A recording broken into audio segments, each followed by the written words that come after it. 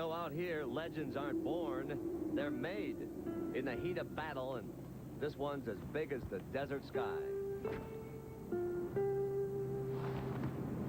Seemed inevitable, really, this showdown in the desert. Been brewing for quite a spell, and neither one has lost a showdown all season.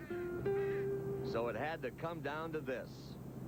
And guess who's ready to finally get it on?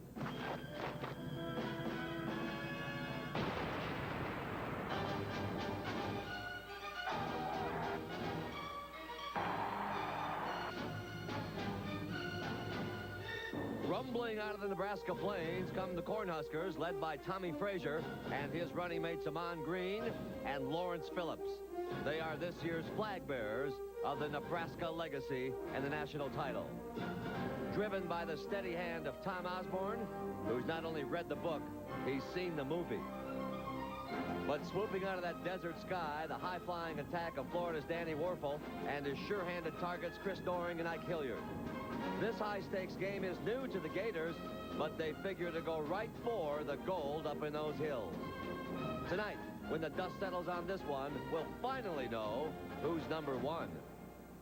Nebraska again, Terry, won the toss, but elected to give Florida the chance to take the football first. Well, you know, Steve, Jim, I've never seen two teams that are more confident than these two teams. They reflect the attitude of their head coaches. I just never seen anything like it. Riedel Anthony will run it back for the Gators. Anthony, another speedster, and look out across the 30 to the 40-yard line. A big return by Riedel Anthony. What a great way for Florida to open this game up. Jaquez Green running that one back, actually. And watch Jaquez Green. One of the interesting things here is that Tom Osborne felt coming into this game that his team had the advantage in the kicking game. And here Florida opens up the game with a great return. Well, Danny Werfel at quarterback had the best year statistically any quarterbacks had in college football history, breaking the single season pass efficiency mark of Jim McMahon. The 35 touchdowns led the country in that total as well. Werfel's backs and somewhat overlooked Elijah Williams, who rushed for 858 yards. Jerome Evans is the fullback. Tremaine Allen, they seldom go to the tight end. Chris Doering and Ike Hilliard combined for 32 touchdown catches. The offensive line started every game this year with Jason Odom, a 4-year starter, and Reggie Green as well. Same thing. 4 years starter on that line. Jeff Mitchell, Donnie Young, Mo Collins.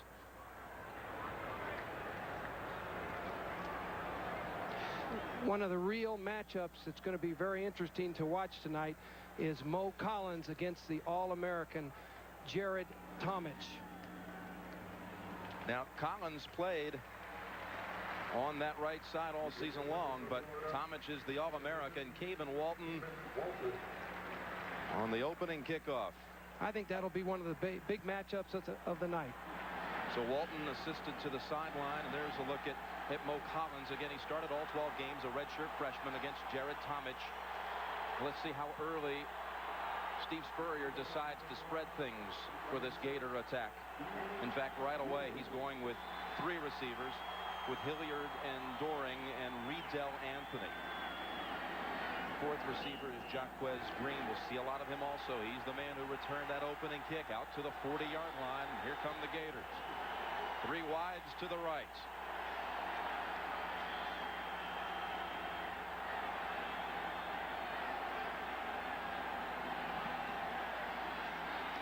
3-step drop, and Florida near a first down at the 50-yard line. Chris Doering give him 9 yards. Mike Minter on the coverage. They spread him out right away. Here's Nebraska, a defense that had 2 shutouts this year. Tomich, we've talked about him. The Peter brothers from New Jersey, Christian and Jason. Grant Wistrom, a sophomore. Linebackers Foreman, Ellis, and Farley. In the secondary that will be tested, Booker and Tyrone Williams, Mike Minter and Tony Veland. 2nd down and 1. Staying with 3 receivers in the game. Werfel's pass intercepted and then dropped. Incomplete. Terrell Farley first deflected it, grabbed it for a moment, but not long enough. It'll set up 3rd and 1. Terrell Farley starting the final 5 games of the year for the Cornhuskers. Boy, did he make some big plays down the stretch of the season for Nebraska. Jim, this is one of the things that Nebraska wants to do. They want to disrupt the timing of Danny Werfel. This is a way of doing it. Getting your hands up in the air, knocking a ball down, get him off his rhythm. He was looking ahead downfield, ready to run with it. 3rd and 1. Out of the eye, Elijah Williams has the first down. So the Gators escape an early turnover, near turnover, and pick up the first down in Nebraska territory. It's a Pac-10 crew. Certainly you're familiar with this bunch. Tell us about them, Terry. It's a good crew tonight, Jim. I've seen this crew. We've had them in our own games at UCLA, and I think we've got an excellent group here. Jamel Williams has come in for Jay Foreman in that Cornhusker defense. 1st and 10, still with Doring, Hilliard, and Riedel Anthony, the receivers. With pressure, they get to Werfel this time. And there's Jared Tomich in that whole group of Cornhuskers. That's the matchup against Collins that you alerted us to, Terry, before the game. Well, this is the whole Nebraska plan. Keep Danny Werfel off guard. Here we see Jared Tomich coming in, putting pressure on him. Werfel tucks the ball away, does a great job of not fumbling that football. Lost 4 on the play. Tomich said everybody has a breaking point. We're going to try to find it in this game against Werfel. Jerome Evans is the fullback now in this formation on 2nd down and 14.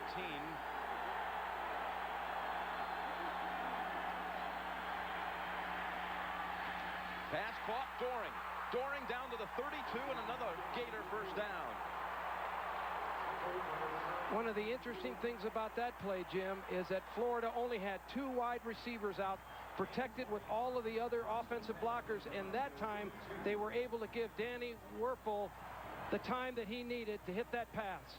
Chris Doring, record-setting receiver for the Gators. Look at him across the middle, picking up 20 yards on that play. First down from the Nebraska 32.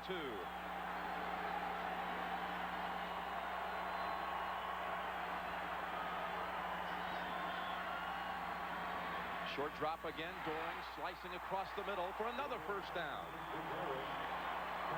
11 yards this time. Doring with 3 receptions on this opening series. Well, it hasn't taken him long to get into the game plan, Jim. This guy, every program needs a player like Chris Doring. He came to Florida as a walk-on, always wanted to attend the university there, and here he is, the all-time leading receiver in the history of the school. All right, they flood that right side this time. 7th play of the opening drive. First down for the Gators. Werfel. Farley was coming after him, man open. It's Doring again. He is wide open out there and out of bounds at the 6. Unable to match up with Chris Doring on the opening drive. Jim, the key to this play to me was the great athleticism of Danny Werfel. Nebraska put an awful lot of pressure on him. He scrambled around, found an open receiver downfield. This is just one athlete making a great play in a championship game. Doring, a walk-on at the start of his career, born to be a Gator football player, has set them up 1st and goal at the 5. Looking right side. It's Doring again. He let him too much. Mike Minter trying to stay with him, but Doring had a step on him. Right now, the Nebraska defensive backs are having a hard time matching up against the Florida speed. Florida has great speed, and they are utilizing it already in this first drive of the night. Florida in scoring range inside the 20 this year, getting touchdowns 3/4 of the time. That's why they're in the championship game, Jim. And Nebraska's over 80%. 2nd and goal. Handed off with Williams losing a yard. Elijah Williams hit first by Jason Peter. Jason Peter, along with Christian Peter, they're the hammers in the inside of the Nebraska defense. One of the very best rushing defenses in the country. Florida will only counter with the run as a true counter to their passing game. So here come the Gators. They took that opening kick. The big return by Jaquez Green. What will they do here? 3rd and goal at the 5.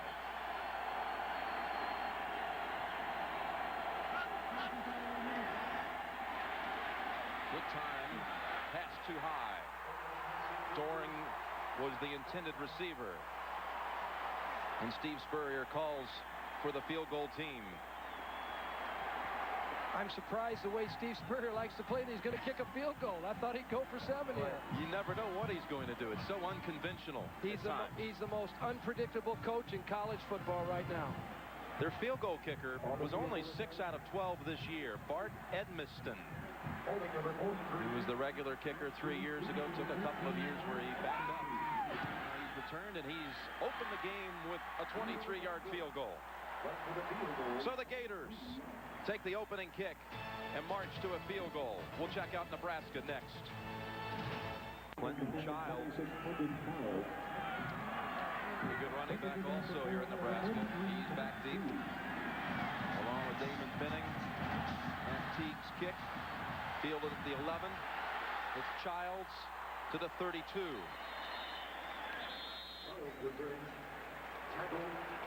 By number 20, Sam McCorkle. Okay, so they're already exchanging a few words, a little trash talk out there, and a flag. I think we have a penalty against Florida. That'll add another 15 yards to the kickoff return. Oh, that would put Nebraska. Dead ball foul, personal foul against the kicking team. 15-yard penalty, 1st and 10. That'll set Nebraska now in excellent shape to open its first series. That brings the football near the 50. Let's call it the 48. 1st and 10 at the Nebraska 48. This happened right after Childs was brought down. At quarterback for Nebraska, number 15, Tommy Frazier. A little bit of a scuffle there going on after the kickoff, Jim. Here comes Huskers, Tommy Frazier under center, and Lawrence Phillips. Left side, only a yard. Number 1, Lawrence Phillips carries. Tackled by number 48, Dexter Daniels. Lawrence Phillips. Number 33. A controversial start tonight with Jeff Makovica, the fullback, Mark Gilman, the tight end. Wingback is Clester Johnson. Brandon Holbein is the split end. An offensive line, another strong one here at Nebraska, the anchor being Aaron Graham. They have not allowed a sack, by the way, all season. And Frazier threw 163 times. 2nd down, Phillips. Here goes Lawrence Phillips, breaking one inside the 30. Brought down by Anthony Lott after a 23-yard dash. Jim, when you get the ball deep to a player like Lawrence Phillips, you're going to get some yards behind that Nebraska offensive line. They're the best offensive line in the country, and the deeper he gets the ball, the more he can see the running lanes develop. Fullback Jeff Makovica giving a huge block for Phillips to open that hole. And now from the 28.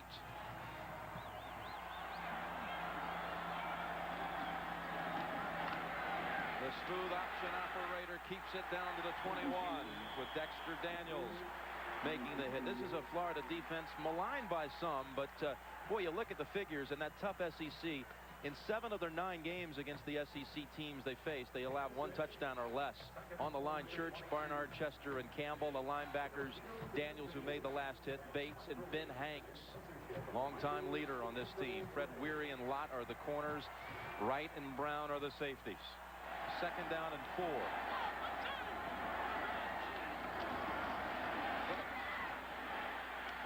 Stop short of the first.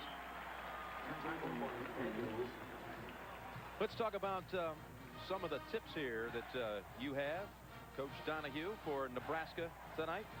Well, Jim, if Nebraska controls the football, they keep Florida's offense off the field. Tom Osborne told me that a lot of teams gave Florida cheap touchdowns because they couldn't line up properly against their offensive team. And you got Danny Werfel trying to get pressure on Werfel. And they already have tonight. 3rd down and 2. Nebraska from the 20.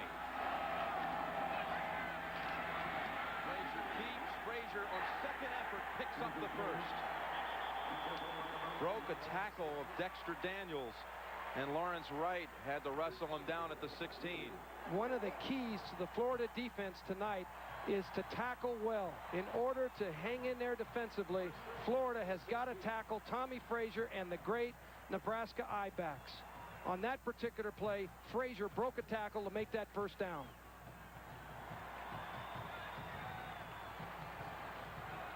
New set of downs. 6th play of the opening drive for Nebraska. Frazier looking left side now, wide open over there. Phillips inside the 10. Lawrence Phillips scores the game's opening touchdown.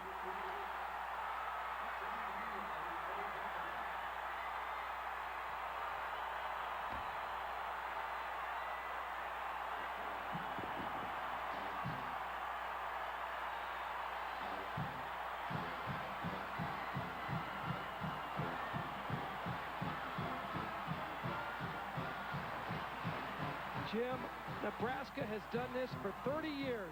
They start their offense one way, and then they come back with a counter play, either a pass or a run. This was a little counter pass from the quarterback back to the tailback for the touchdown. Chris Brown in, extra point. Blocked. And that's something Florida has specialized in this year. They've got 7 blocks on the year. And that actually will make it 8.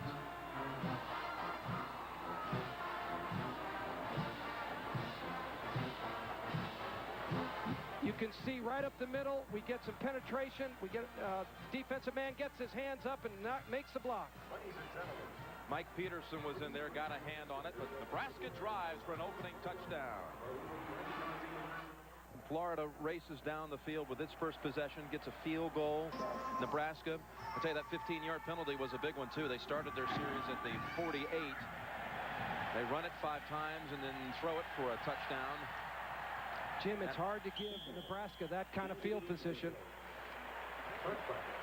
Gators will begin at the 20, but watch the way Tommy Frazier fooled them again. Well, on this particular play, we have a play-action pass, which we talked about at the start of the game. All of the defensive players are in this area of the field, which allows Lawrence Phillips, the tailback, to slip to the other side and get the ball and go down and score the touchdown.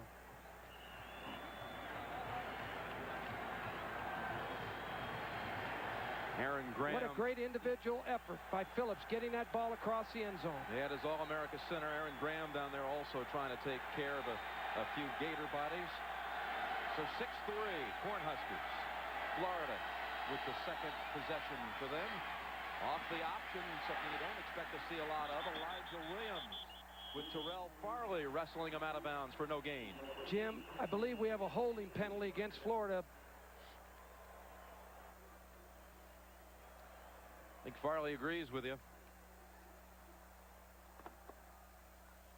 Illegal block in the back. An illegal block will back up the Gators.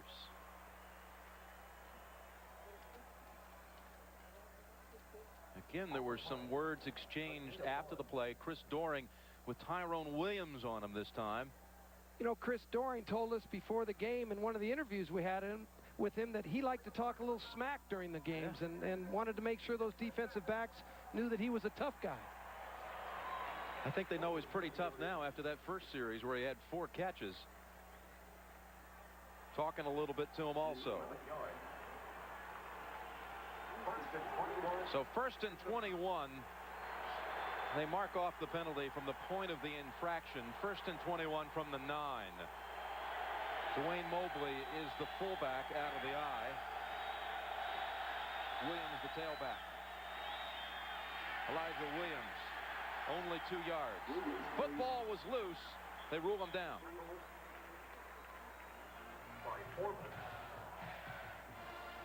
This is a Gator program that has really gotten it into gear here in the 90s since Spurrier arrived in 1990. Here are your winningest teams in college football in the decade. Second and 19 at the 11.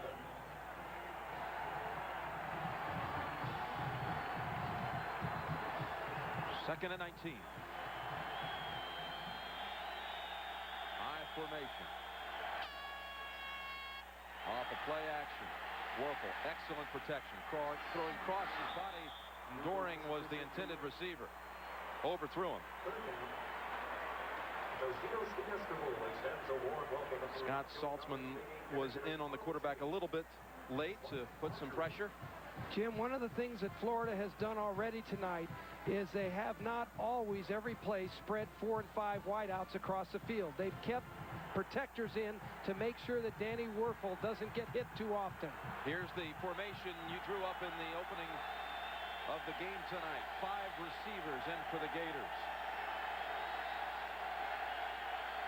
Third and 19.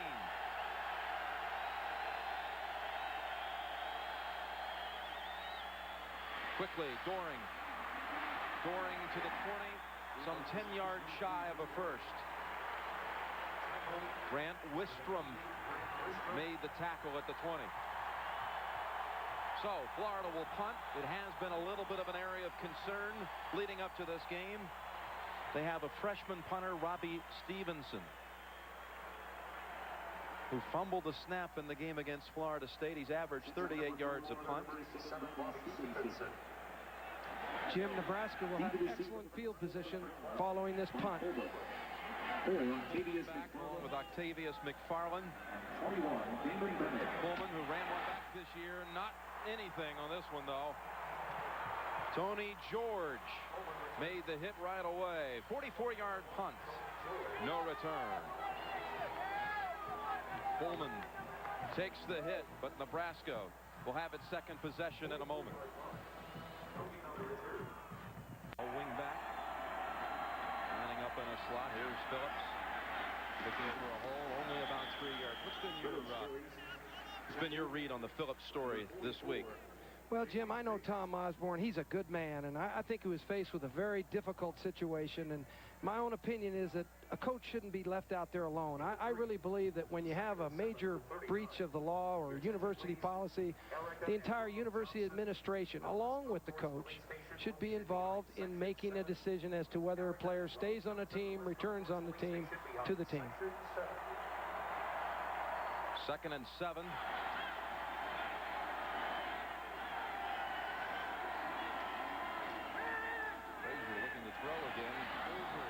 The head of Reggie Ball. You know, Coach, along the lines of what you're saying, you know, the thing is that when a coach holds all of the power, a byproduct of that autonomy can be his perspective becomes clouded or distorted in some situations.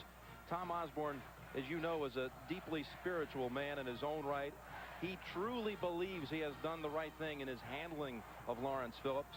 We knew coming here Phillips would play. He's been back playing since the last 3 games. I just questioned the decision earlier in the week by Osborne to start him, and as a result, take this story that's been raging most of the season and inflame it and somewhat raise that issue again. Is this an improper message starting him? But he starts, and he scores a touchdown on the first series. Well, I think once you decide that the player's reinstated on the team, once you say that, then I think the best player plays. Before the snap, ball starts on the offense, 5-yard penalty, still 3rd down. Let's talk about Phillips on the field and how he makes them a better team. Amon Green, in his absence, a true freshman, rushed for 1,000 yards. But what about Phillips, the player? Lawrence Phillips is truly one of the great running backs in the country today. He may have won the Heisman Trophy if he had been eligible the entire season. 3rd down, 12. Florida giving a chase. Frazier in trouble. Intercepted by the Gators. So the first turnover of the game committed by Nebraska. Tico Brown, the freshman from Miami, picks off Tommy Frazier. Ed Chester was in on the quarterback when he released it.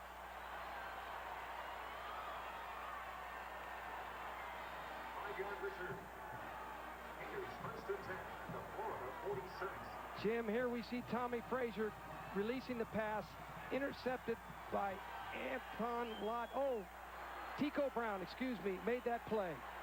Tico Brown, who in the SEC championship game had 2 fumble recoveries and an interception, picking up right there again with another turnover play. And here comes Florida with Ike Hilliard. Ike Hilliard, a sophomore from Patterson, Louisiana. You know, these 2 receivers we've been watching all night. Doring, they've been just feasting on Doring, trying to go back to him repeatedly. But combined with Hilliard, these 2, I mean, what a combination. They both had total yardage, receiving yardage, over 1,000 yards. And it won't be the last time, I'm sure, we'll see Hilliard tonight. 2nd and 4. Here comes a little razzle-dazzle play, and it's Terry Jackson near the first down at the 44. Let's talk about some of the tips. We saw your tips for Nebraska tonight. Let's see TD's tips on Florida. 3rd and 1 at the 45. Well, we'll get to that in just a minute for the Gators, but first let's watch it. 3rd and 1, 2 tight ends in for Florida. When they get it on the ground, a tough yard. Terry Jackson, I believe he has it. You know, Jim, I found it very interesting this week in talking to the Nebraska defensive coaches. They felt that they had to make sure that they stopped the Florida running game, not the passing game, the running game. They felt that in order to beat Florida, they needed to make them one-dimensional. If they stopped the run and make them throw every down, they thought they could be in control of the ball game.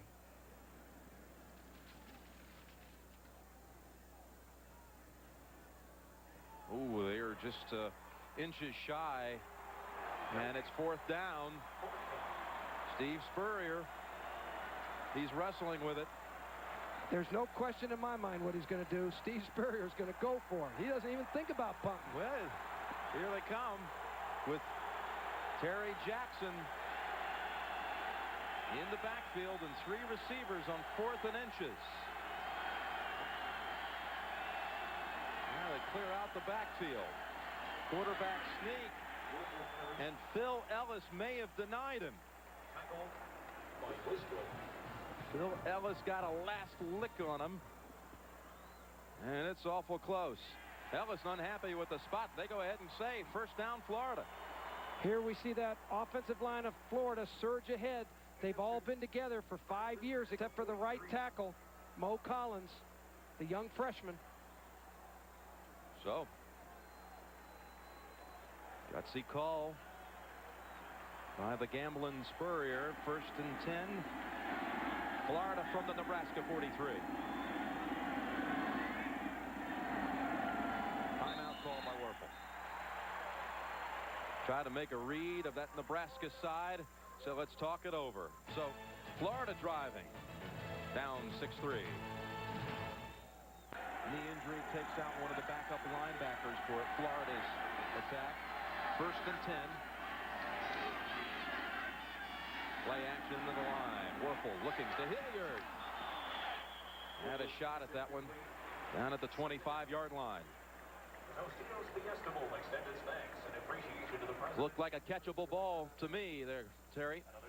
I think in a big game like this, Hilliard's got to make this catch. It appears that he ought to lay out and catch that ball. Danny Werfel put it right in his hands. The name Hilliard sound familiar. His uncle, Dalton Hilliard, starred LSU and for the New Orleans Saints. His brother played at LSU. Louisiana kid. Everyone thought he would join the Tigers, but joined the Gators instead. And Steve Spurrier thrilled to have him. He has scored 19 touchdowns his first 2 seasons. 2nd and 10. One-on-one coverage, trying to find Doring. Michael Booker was right with him. Good coverage on that play. The bump and run big tonight for this Nebraska D, isn't it, Terry? Steve Spurrier told his wide receivers that if they couldn't get off the bump and run coverage, they couldn't win the game.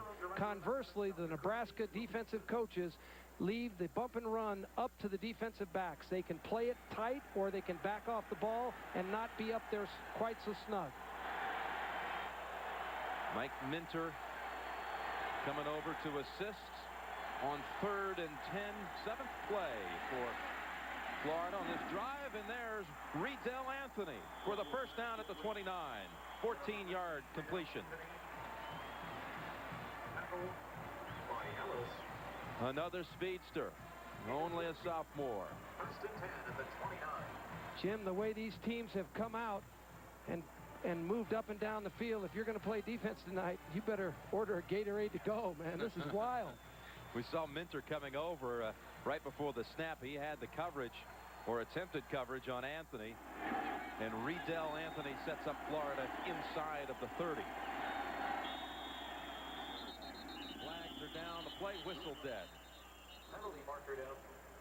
Jared Tomich hates to see that happen. He was ready to do a little number on the quarterback.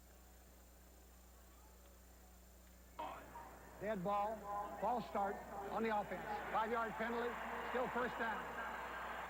First and 15 at the 34. Florida this season, scoring drive, took an average of 2 minutes and 4 seconds. How would you like to be playing defense in that thing? This drive's already 2:10. First and 15.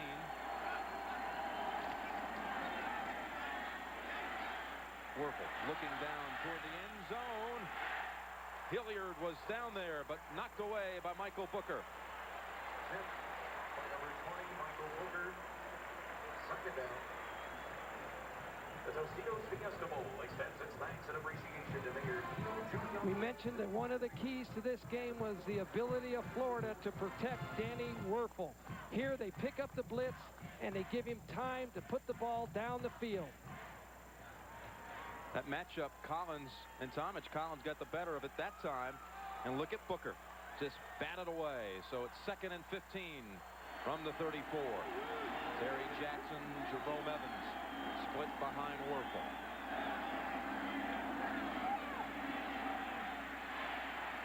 More protection and just a pass of the short variety with Phil Ellis coming in on the tackle.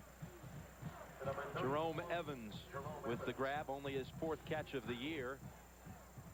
Because of what Florida does, Jim, they spread you out across the field. They force you into a lot of man-to-man type situations, and then they run a lot of crossing routes to have your players pick one another off. This is a difficulty that Nebraska has trying to handle those crossing routes. 3rd down and 10.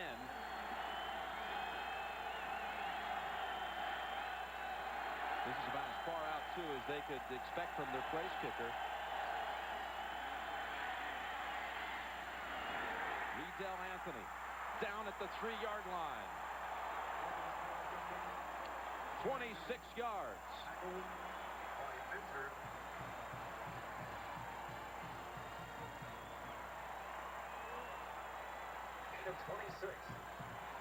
Anthony's 2nd big catch on this drive. Riedel Anthony simply runs right down the middle of a 2-deep coverage, breaks it off to the inside, and comes up with the reception. Anytime you're in 2-deep coverage, you're vulnerable to a wide receiver in this Florida offense getting down the middle against you. Nebraska calls the timeout this time. Florida at the 3-yard line. 2 tight ends. Elijah Williams has come in at tailback. Pitch, Elijah trying to get outside, trying to get past Ellis, makes the move, and they say short of the goal line. Jared Tomich just got him at the last second, tripped him, and he's inches shy of the goal line. Ellis, the middle linebacker, he's got him trapped for about a 7-yard loss, and it's a great run by Elijah Williams. This is what outstanding backs can do. They can make you miss. That ball's about 6 inches short of the goal line. 3 receivers to the right, 2nd and goal. Setting up a quarterback sneak again. Werfel just reached out and found the goal line. Touchdown, Florida.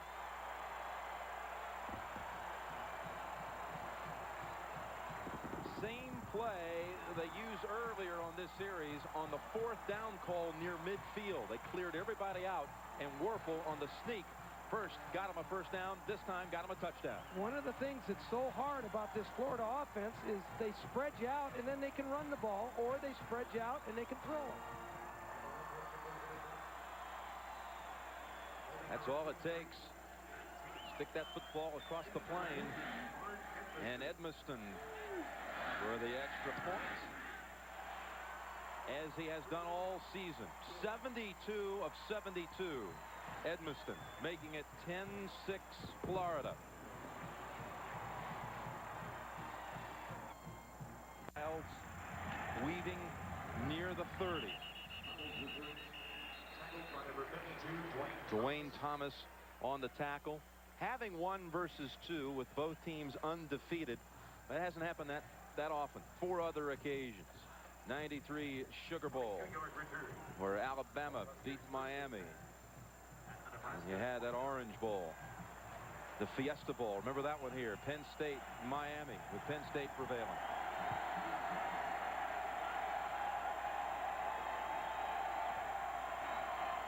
Phillips. Tough to bring down, out to the 36. James Bates finally bumped him out. Florida's field goal from Edmiston from 23 yards. Back came the Cornhuskers. What did they set him up on this play? Phillips taking the pass out in the flat, going in, extra point blocked. And now Florida on an 11-play drive. 10-6.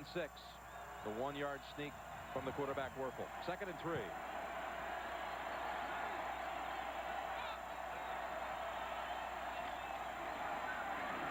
Inside they go. And that's Jeff Makovica, the fullback, the senior, his younger brother, one of the backups. Going to be that kind of night. The field coming a little undone. Going to get that turf all inside, stuck inside the face guard. Jim, one of the ways to stop Tommy Frazier and the Nebraska offense is to keep him off the field, and here that's exactly what Florida's done. 3 receivers in for the Cornhuskers.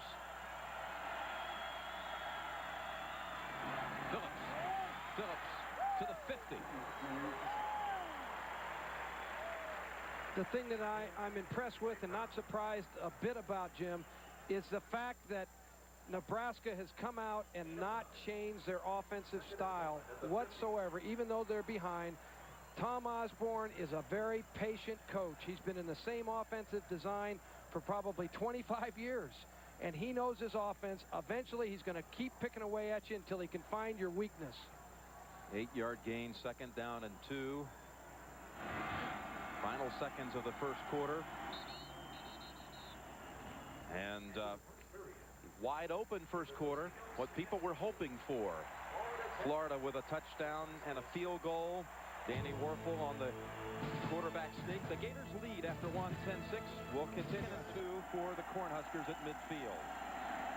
John Bedrell has come in as a 3rd receiver. On the key, Frazier tucking that ball away. Being careful at the last minute. They had Ben Hanks reaching in, trying to strip it. But first down for Nebraska. And let's check in with Michelle Tafoya. Michelle? All right, Jim. Well, standing on the bench behind me is a redshirt freshman defensive back named Doc Pollard, and he's not playing tonight, but he's had a very significant role all week in practice.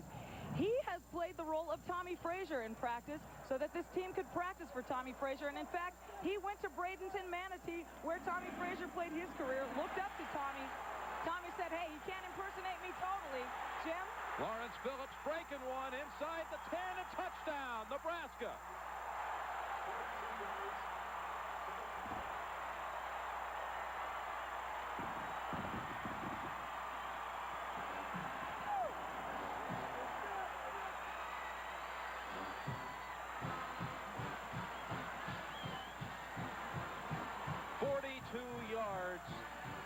Lawrence Phillips. This is Nebraska football. Behind the best line in the United States, Lawrence Phillips gets the ball deep, cuts back, and runs through the Florida Gators for the touchdown. The key to Florida's defense tonight is going to be tackling, Jim. They've got to tackle better than they did on that run to stay in this game with Nebraska. Chris Brown for the extra point. 13-10 Nebraska. I think you said it correctly. Ran through the Gator defense on that one. His second touchdown of the night to put Nebraska back in front. First setup because Nebraska was down there on that play. Riedel Anthony to the 22-yard line. Phillips broke 3 tackles on that touchdown run of 42 yards. Jim, what happens on this play, Mark Campbell, the Florida defensive end, gets too far up the field. The ball is given deep in the backfield to Lawrence Phillips, and he has a running lane back to the backside against the defense. There's a missed tackle here. Lawrence Phillips breaks that one. He keeps going right here. There's another missed tackle. And then finally the third missed tackle right there, and he breaks a long run. What a play. 4 receivers in for Florida. Let's see how the Gators respond. Werfel gets away, but there's a flag thrown. And Werfel all the way out to the 42, but it looks like a holding call coming up. That flag is in the general area that they usually call offensive holding on the line. Holding on the offense. Take away the 21-yard run by Danny Werfel.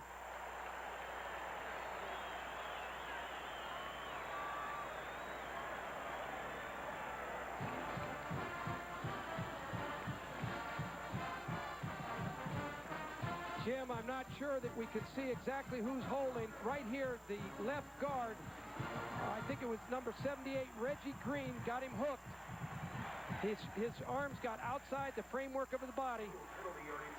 He had a hold that looked like of Jeff Ogard, who has come in. They're shuttling in a lot of fresh faces on that defensive line for Nebraska. I know that's part of what you expected. Nebraska's going to do that all night long so they can keep bringing fresh players on the pass rush. 1st and 24, and the Gators backed up at the 8-yard line.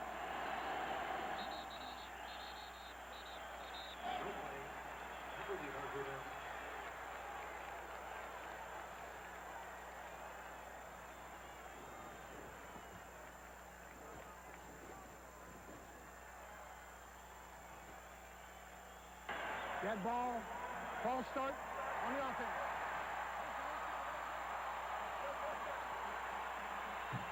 That's Florida's 5th penalty tonight already, and 4 on the offensive units. I think on the total offense, it's exactly what we expected. We expected Nebraska to be able to run the ball and do a great job, and we expected Florida to come out throwing, and that's what they've done. 1st and 28. Terry Jackson lined up. Now he's coming out of the end zone in motion. This is that 5-receiver set. Werfel, look out! They're in on him. Should be a safety. Football might have been knocked loose also. They're going to rule him down just inches outside of the end zone. And Terrell Farley is furious.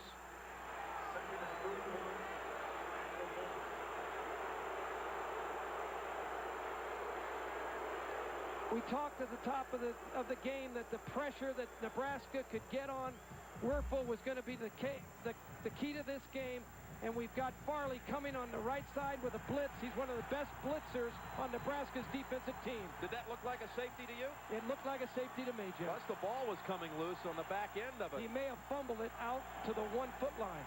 Nonetheless, 2nd and 31. You can't get any closer. There they got him. There's the safety. Jamel Williams.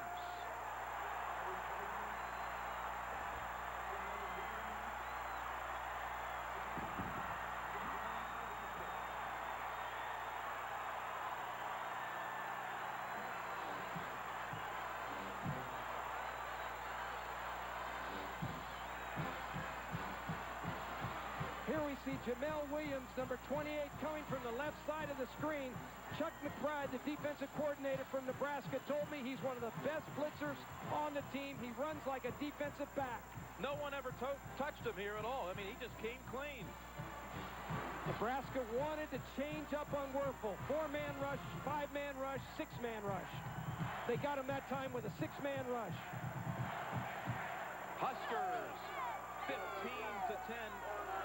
That is Florida's style, but that play calling down there, Nebraska was ready for it, and they got an added 2.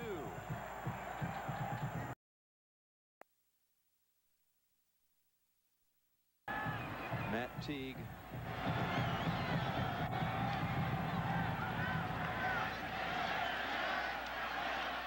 Quentin Childs to the 30.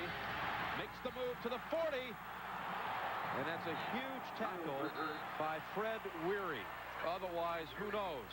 Childs was ready to break it. How did they let Jamel Williams just come right through there, untouched? The key to the Florida offense is protection. They can protect with 5 offensive linemen when they spread you out.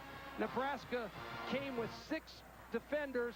Therefore, they outnumbered the offense. Chuck McBride brought the heat on the 1-yard line, played man-to-man and blitzed. Very unusual, Jim, that a defensive coach will bring that kind of pressure in that kind of field position. It was a great defensive call by the Nebraska defensive staff. Well, it was the second straight play, too. You'll recall Farley, the play before, had rushed in there almost untouched. He thought he had a safety. He almost did have a safety.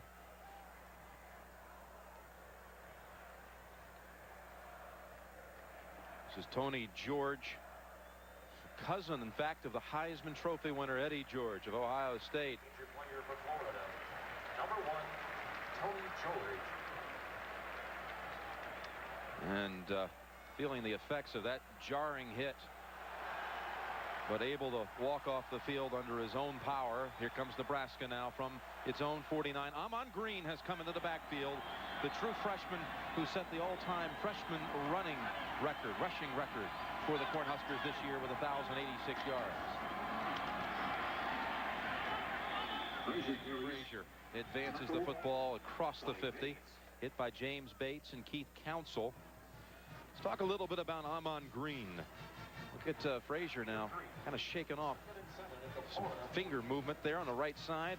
Got a little stinger. Jim, Nebraska is one of the most amazing teams. They don't drop off a great deal when they bring Amon Green into the game. He's rushed for over 1,000 yards this year. He's as good a back. Tom Osborne said he might become the best back they've ever had in Nebraska. Yeah, here he is. No running room on his first carry. Keith Council and Ben Hanks welcome him to the game.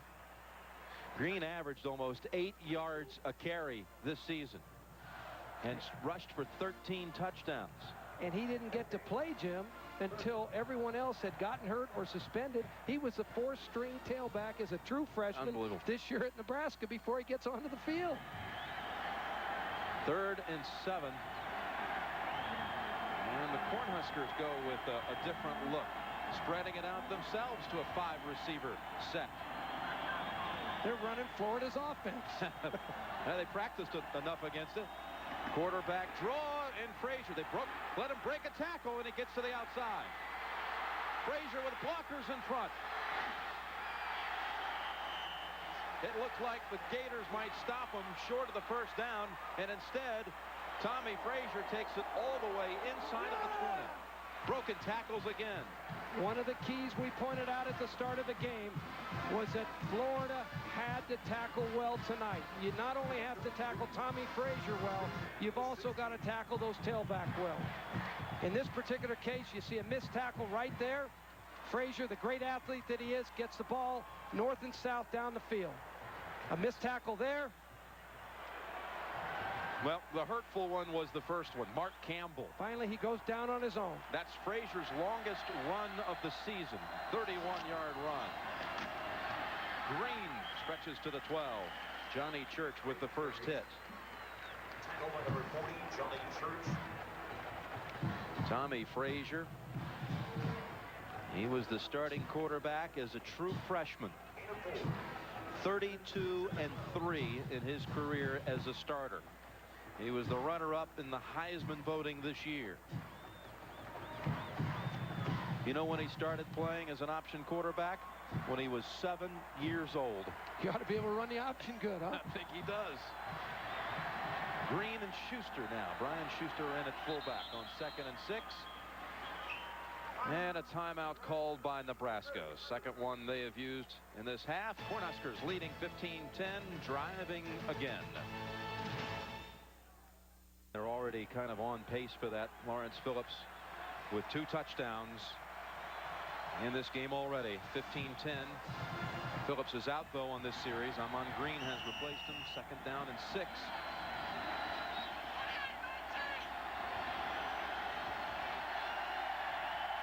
Osborne unhappy with Cornhuskers. They got their attention for the timeout. Here on the pitch, Green to the corner near a 1st down. The normally phlegmatic leader of the Cornhuskers showing a lot of emotion to get the attention of his offensive unit for a timeout a moment ago. A lot of people misread Tom Osborne, Jim. He's a very emotional, fiery coach. He attacks the same way that Steve Spurrier attacks. Sponsorship of the Fiesta $1 million hole-in-one contest.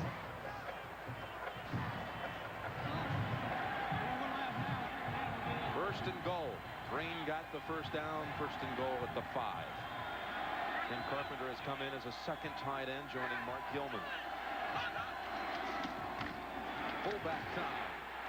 And Schuster almost got there.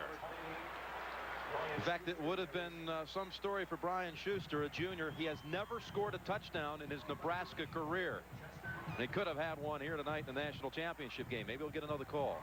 Jim, this is a little trap play up the middle by Nebraska. They've run it for years. I've seen it 6 years that I competed against Tom Osborne's team. The fullback doesn't carry the ball very often, but when he does, he will slice the inside of your defense apart. Did you enjoy going against the Cornhuskers, did you? That's why I'm up here with you. 1 and 5 all time. Oh, don't make me feel sorry. bad. Well, It's a new year. 2nd and goal now. Here's Amon Green. He is in for the touchdown.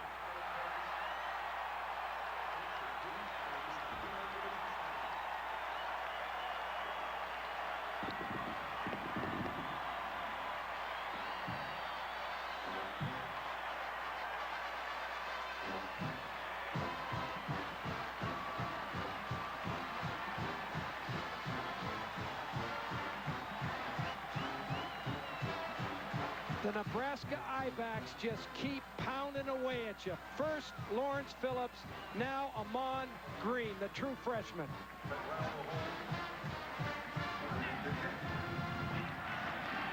Brown makes it now 16 unanswered for the Cornhuskers. They have just exploded here suddenly to take a 22-10 lead with 9:13 remaining in the 1st half. Normal offensive approach, 5 wideouts. He got blitz, and all of a sudden, since that safety, the bottom has fallen out here. We have seen a huge momentum change, and what a hit on Jaquez Green by Joel Makovica. And Green is slow to get up.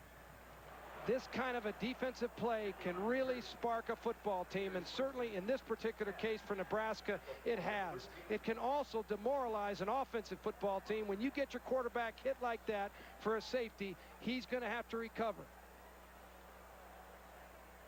So the safety and then the drive that followed after the free kick. And how about the bodies that are being lost here on the kick teams? 2 minutes to go in the 2nd quarter. 22-10 Nebraska. From its own 13, its worst starting position. And Elijah Williams brought down by Jamel Williams, the safety maker from earlier in this quarter. Michelle Tafoya has sent word back to us that the Florida people have confirmed now a dislocated hip for Jaquez Green. 2nd down and 10. Elijah Williams, the lone running back. Gators have had nothing special so far tonight on the ground. Better hurry here on the down play. Hilliard out to the 23. Very close to the first down. This has been a quarter where Werfel really seemed to click this year. The Gators scoring 180 points on the season.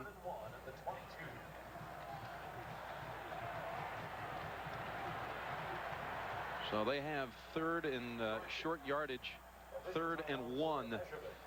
Well, at first they were going to let him go ahead and run the play. On a second thought, they're going to bring out the chain gang. Steve Spurrier asked his offensive line coach prior to the game which of the running plays he liked, and the offensive line coach remarked, "I don't like any of them."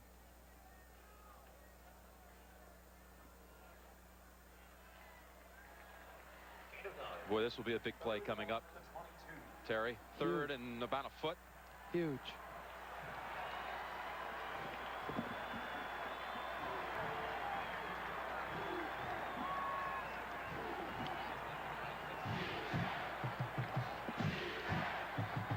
Jim, there isn't much room to go here for the first down. I wouldn't be surprised to see Danny Werfel sneak this ball. He's brought in an extra tight end, Sean Nunn. Dwayne Mobley, Elijah Williams lined up behind Werfel in the eye.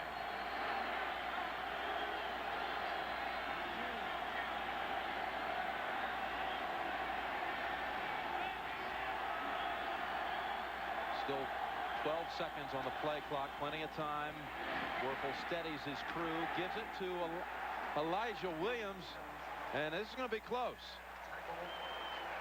Grant Wistrom with a final hit to back him up a bit. They're not even going to measure. It's 4th and less than a yard.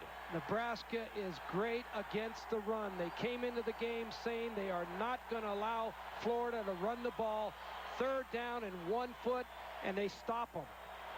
He won't gamble down at the 22, that's for certain. 12 rushing plays so far tonight for the Gators for a total of 4 yards. Nebraska is getting done exactly what they wanted to get done prior to the game. Robbie Stevenson. And this play whistled dead.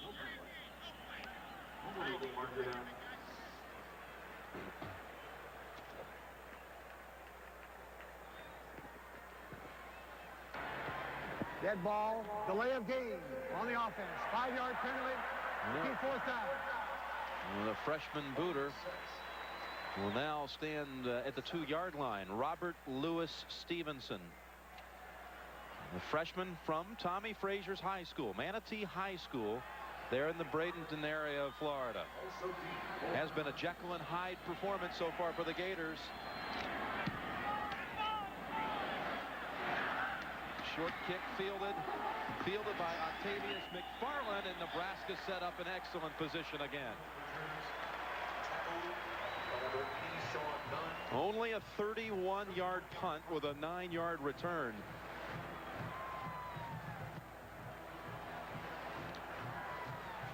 Here's a look at Nebraska's possessions, the 4 times they've had it.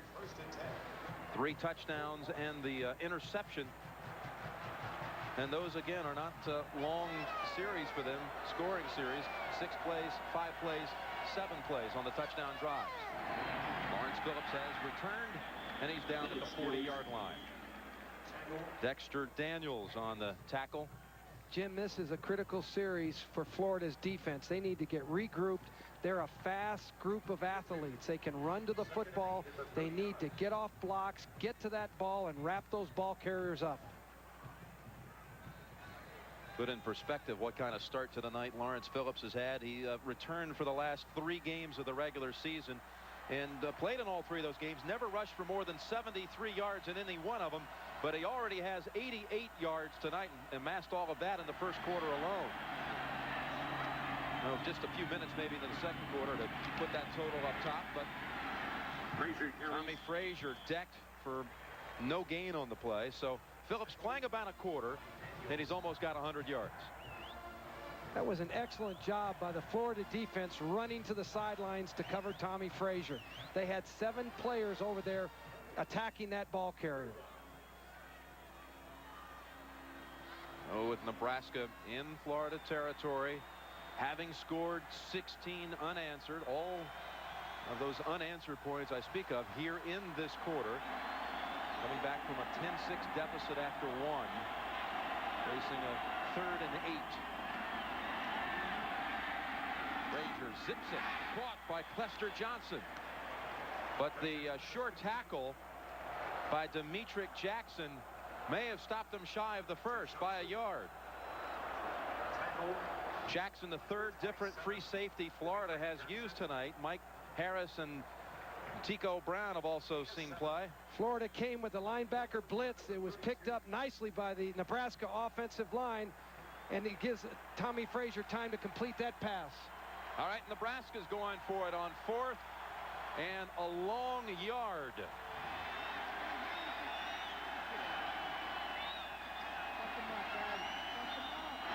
Option left, Frazier.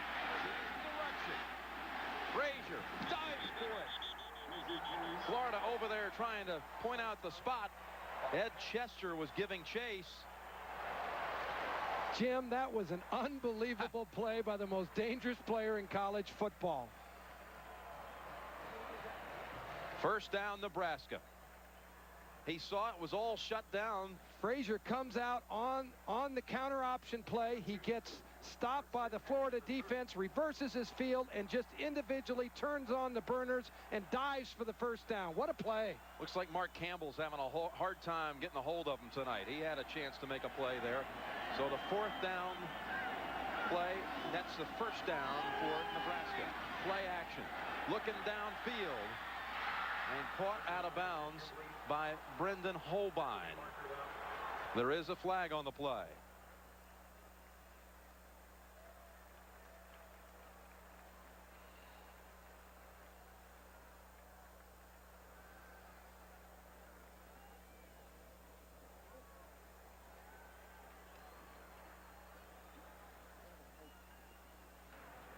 Holding on the defense.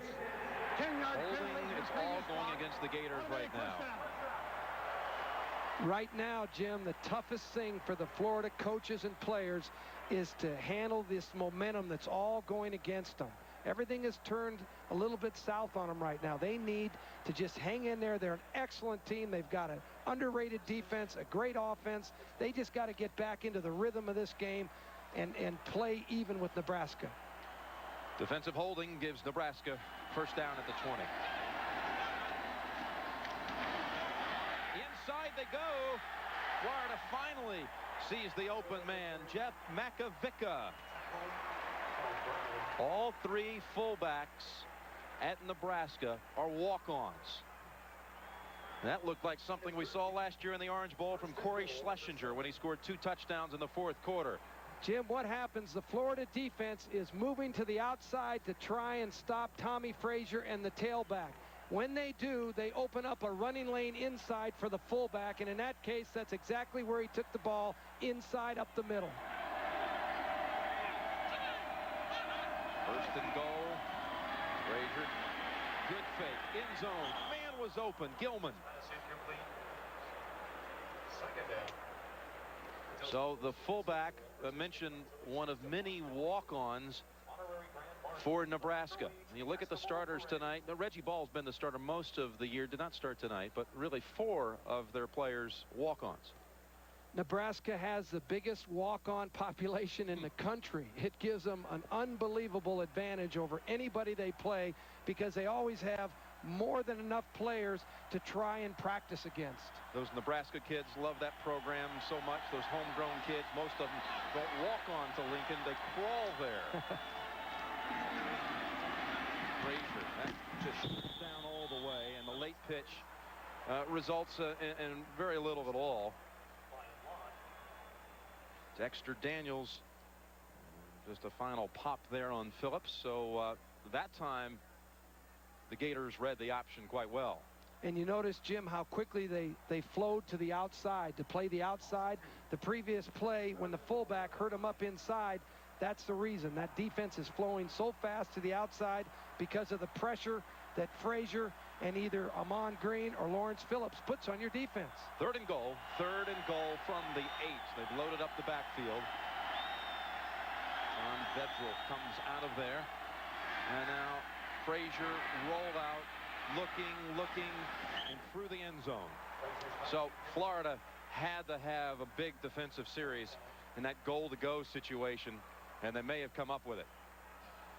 They're going to have to bring out the field goal unit. Critical hold there by the Florida defense. I'm just not sure they could have afforded to give up another touchdown. This would have been very difficult. Here you give up 3 points, you go in at halftime, you regroup, you get your football team back into the flow of the game in the second half, you're still alive. 7 points at this time. It's difficult to come back from. Freshman kicker Chris Brown from South Lake, Texas. They made 13 of 16 field goals this year.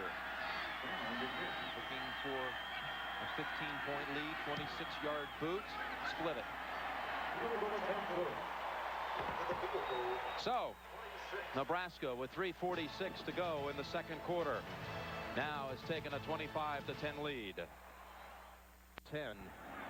Brown's kick taken by Riedel Anthony at the 5. He ran one back this year against Auburn, but there's no daylight on that one. Tackled at the 23. And Michael Barkan down there on the Nebraska side. Michael? Jim, in Lincoln, the Cornhuskers defense is known as the Black Shirts, and that's a tradition started by Bob Devaney, Hall of Fame head coach, and Tom Osborne's predecessor. And you see the scout team wears the white jerseys in practice. Second string wears the yellow jerseys in practice. And if you're a starter, this is an honor in itself, you wear the black shirt. And a nice touch before the final home game, the seniors get him too. Jim? That's what they talk about with so much pride, getting that black shirt on that Nebraska D. Get a starting assignment, you've got one. So with 4 receivers in the game, Werfel still trying the spread formation. Florida lives by this fun and gun. And out to the 30-yard line. They had some nice movement there in the first quarter. Ike Hilliard on the catch. And that defense, second in the nation against the rush, 4th in points allowed, fewest points allowed. Travis McGriff, number 3, a freshman receiver, lined up at the bottom of your screen on 2nd and 3. Jim, Florida just needs to get an offensive drive started here and get back into their rhythm.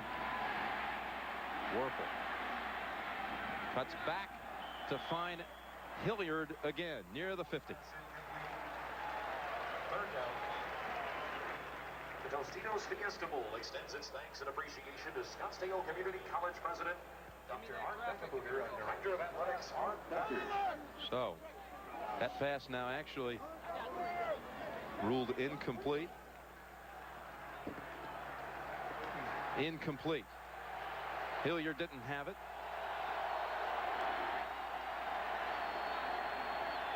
Third down and 3.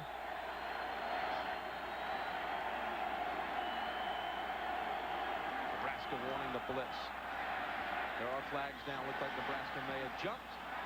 And Hilliard was out there. Werfel's man overthrown a bit. If Nebraska jumped, it'll give Florida the first down.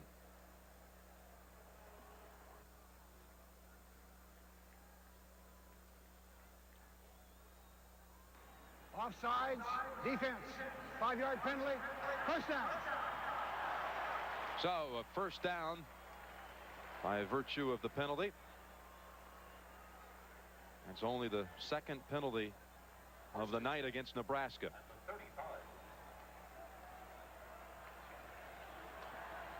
2:51 remaining in the second quarter. So successful going to Doring on the game's opening series. He got 4 balls on that drive. See if Werfel goes back to him. That pass picked off by Michael Booker. Free room ahead. Michael Booker in for the touchdown.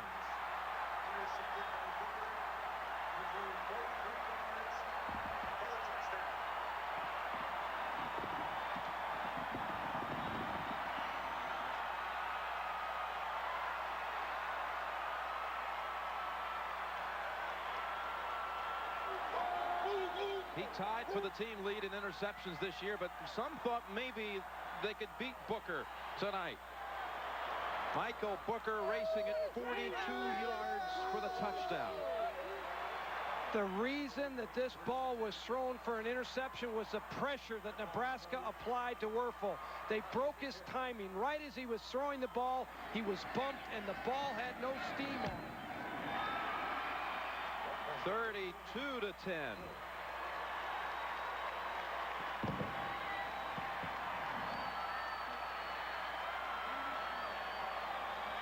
Michael Booker with a touchdown in the national championship game. Fiesta Bowl extends its thanks and appreciation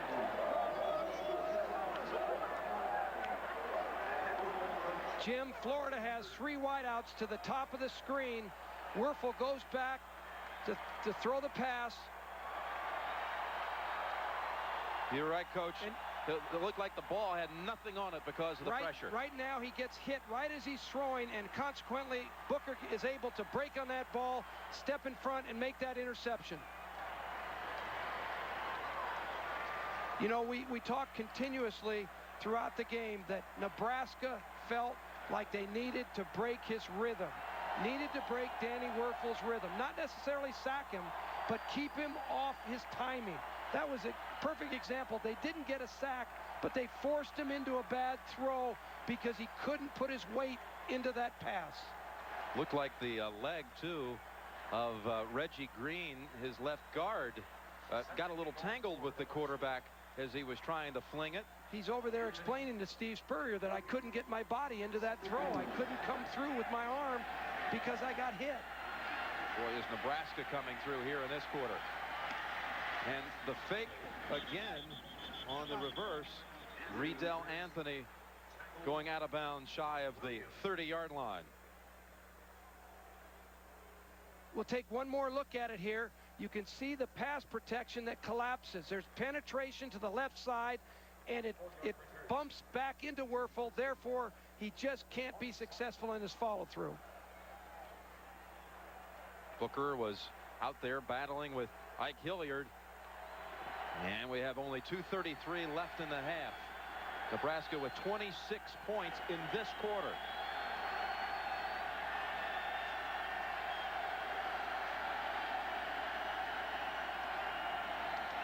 And here they come in uncontested again on the quarterback. tackle by number 84, Mike Rucker.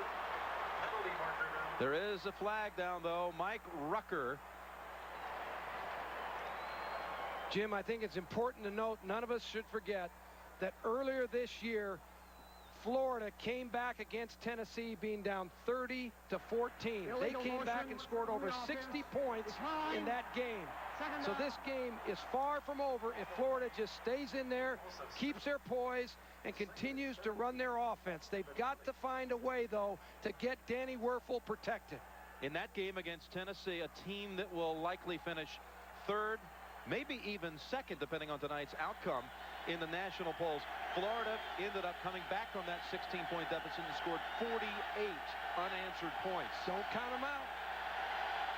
So Mike Rucker, a freshman, makes the sack. Here they come on Wuerffel. He gets it away in time. Doring bumped out of bounds by Mike Minter.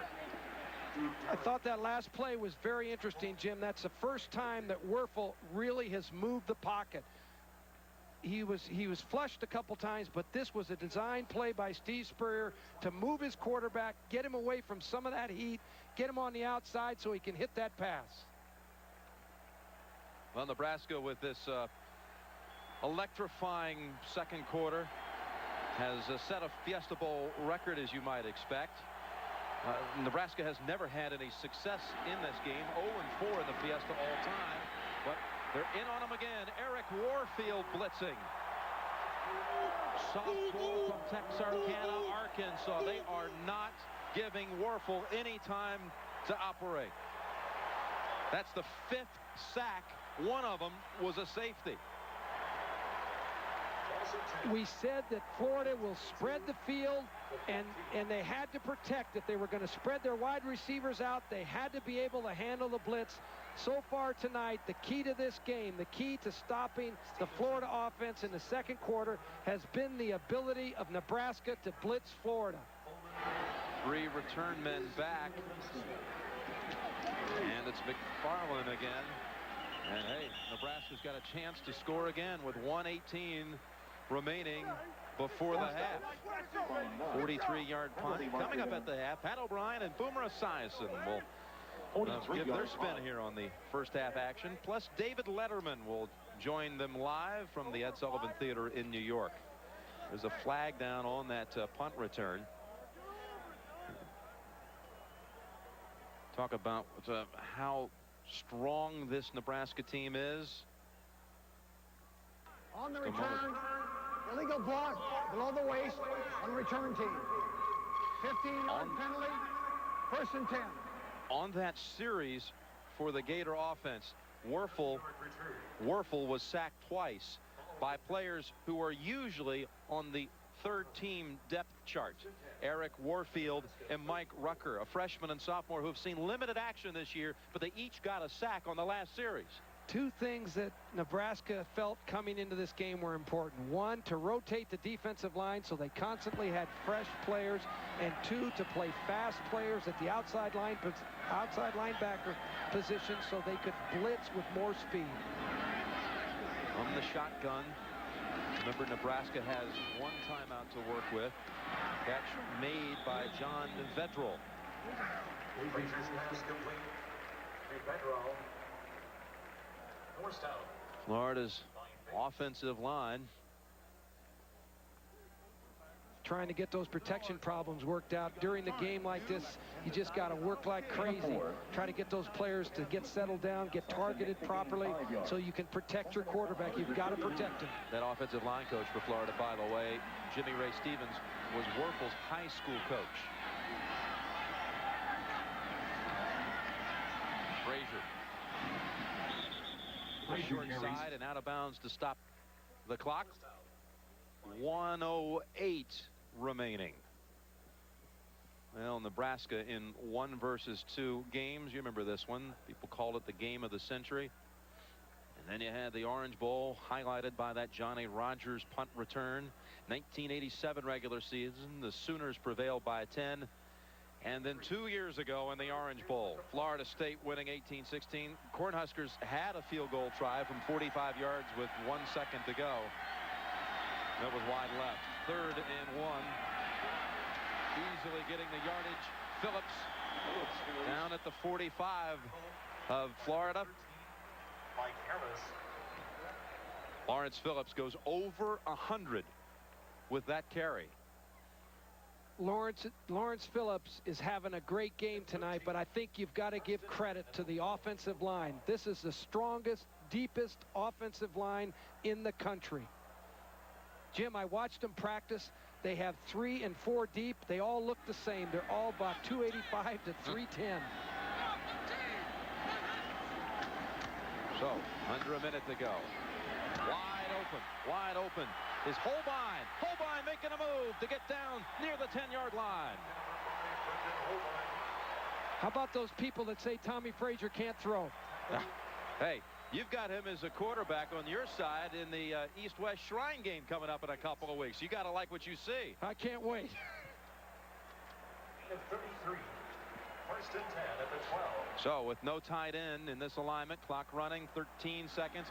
High snap, and let's see, the senior scoops it up and gets out of bounds to stop the clock with 27 seconds.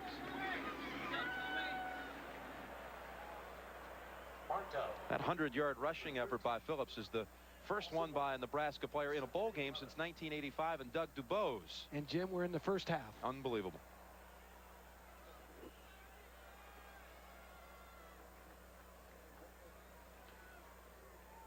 What will go on in the Florida locker room at halftime, trying to recover from this blitzkrieg of a second quarter? I think that Steve Spurrier will get his team in there and just get them settled down just like he did against Tennessee. Short snap it they do to Phillips, and he's down at the 5. For a moment there, I thought he might get past that wave. And there they use their final timeout. Demetric Jackson made the tackle. So we'll take a timeout with them. Nebraska on some roll right now.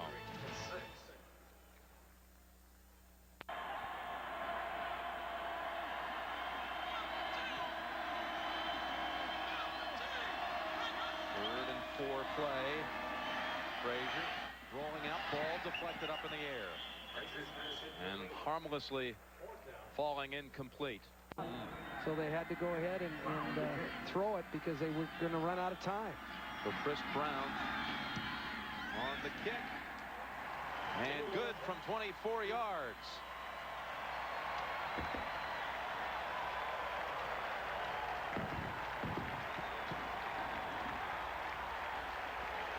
The last team to repeat as national champion, Alabama, 1978-79. Sponsorship of Fiesta Bowl ticket backs. You remember that Sugar Bowl game down there, the Bear? The Bear going against Penn State. And this is Major Ogilvie on the pitch. Alabama led 14-7. Then what a defensive stand by the Crimson Tide, stopping them twice, 3rd and 4th downs from the goal line. And the Bear had himself back-to-back championships riding off the shoulders, off the wave of the Crimson Tide.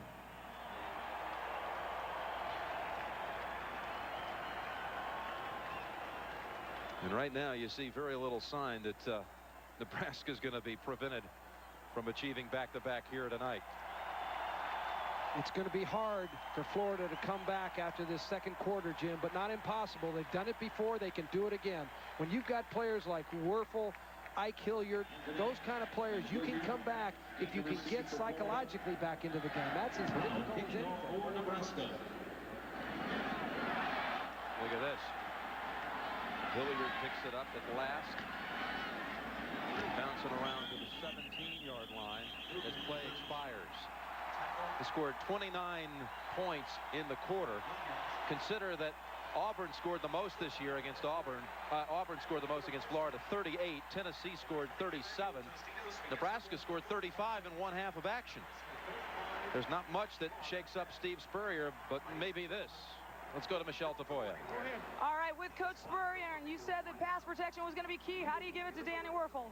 Michelle, we're just getting clobbered right now. Hopefully we can try to do something to make a game out of it, but we're getting beat pretty bad all the way around. Down 25, you haven't been down this far all season. How do you get your team emotionally back on track? Well, we're going to keep playing hard, and hopefully something good will happen. See what happens. We'll hopefully keep throwing it around a little bit, and hopefully can pass block. Thanks, Coach. Let's send it over to Michael Barkan.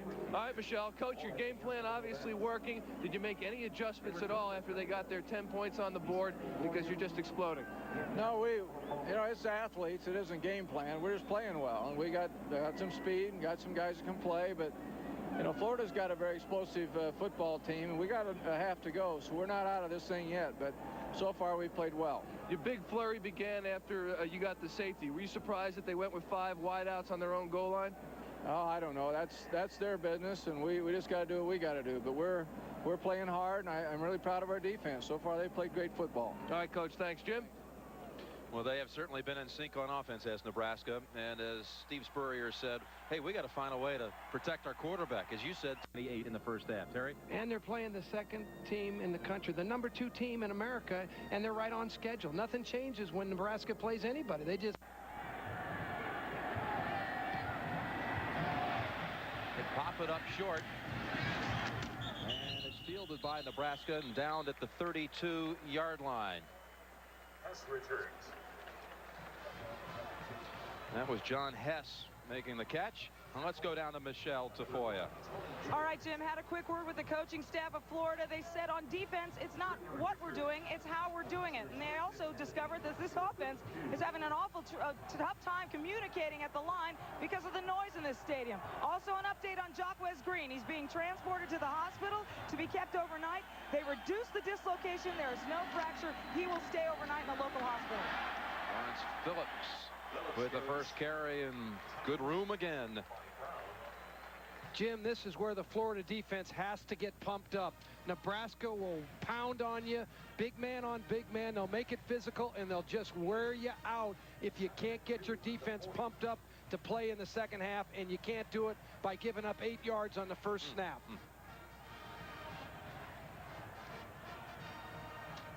Chester digging in for Florida. Second down and 2.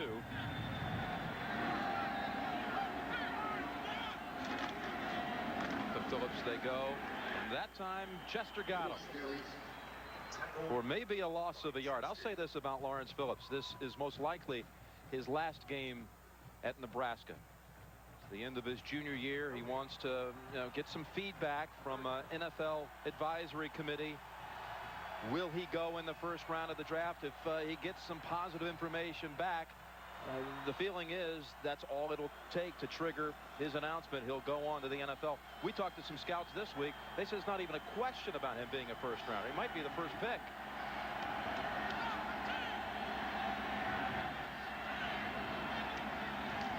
And the play whistle dead. Still time, though, to shake one more tackle. Dead ball, delay of game on the offense. 5-yard penalty, repeat third down. Rushing yardage has now bettered Florida's total offense. 35.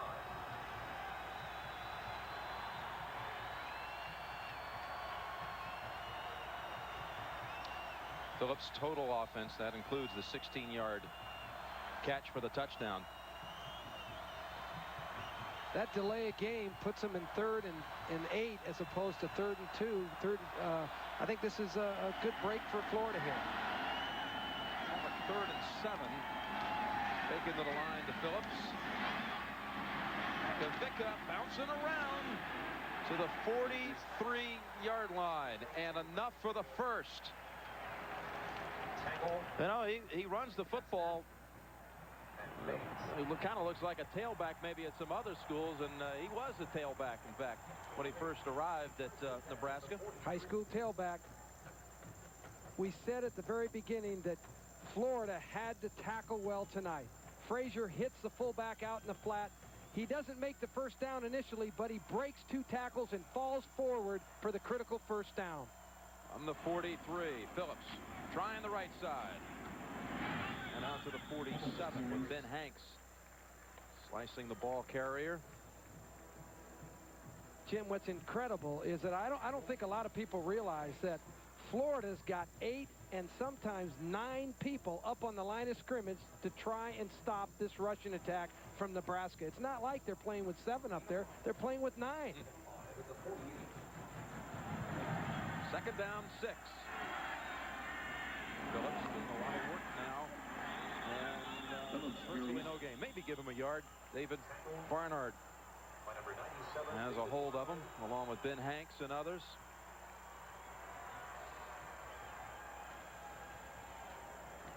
So Werfel wanting to get that high-tech Gator offense all season back on track, back to what people are accustomed to seeing. Wanting his defense to make a big stop here. 3rd down, 6.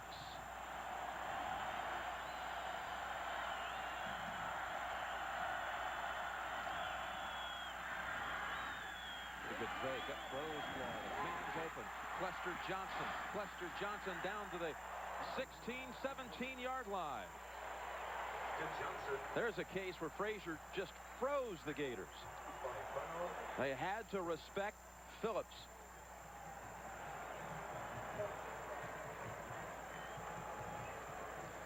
Jim, we said all along that Nebraska will run, and then they will play action.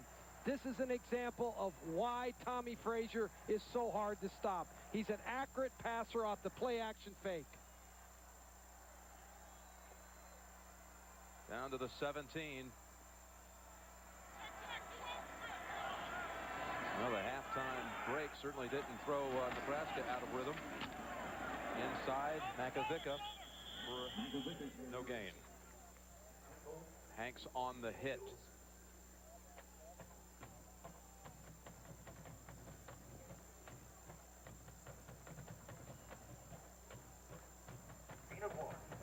Second and 9 at the 16. Some of the big games this year, Tennessee again put up 37 on them. But they won all of these games. They outscored Auburn 49-38, 35-24 over Florida State. They've never played an offensive team like this tonight. Promise you that. 2nd down and 9. Blocking in front for his quarterback. And a 1-yard gain. So, keeping Werfel on the sidelines. Werfel anxious to get back in there, but Nebraska will face a third down situation here. Jim, it's what we talked about. Nebraska keeps the ball. They keep Florida's offense off the field. Nebraska keeps the ball. They wear Florida's defense down. 3rd and 8. The 8th play of the drive, and they've had the football already for 5 minutes. Frazier toward the end zone and intercepted. Second time tonight, and Anthony Lott makes the pick in the end zone.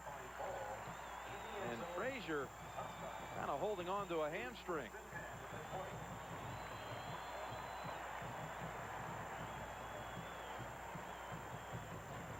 So, the Gators defense comes up with a play. It's a big play, Jim. Tommy Frazier's going to want that ball back when the night's over with. He had points in the bag. He was in great field position. He went for it all, but he's going to regret throwing that ball. He's going to dream about it. That's Willie Rogers decking the quarterback. He's holding on to that hamstring. Florida will have the ball when we come back. Give Florida momentum, or just a blip on the Nebraska screen here tonight. Penalty marker down. As they whistle the play dead before it really gets going, let's check in with Michael Barkan. Jim, massaging his right, the lower left calf of Tommy Frazier cramping. Likewise, the upper right hamstring cramping. They put some balm on it, and he should be good to go. Jim? Well, his backup, I know, would love to see some action in this his final game in Nebraska uniform. Brooke Behringer, who stepped in last year, started 7 games, led Nebraska into that national championship game last year. And he can play himself.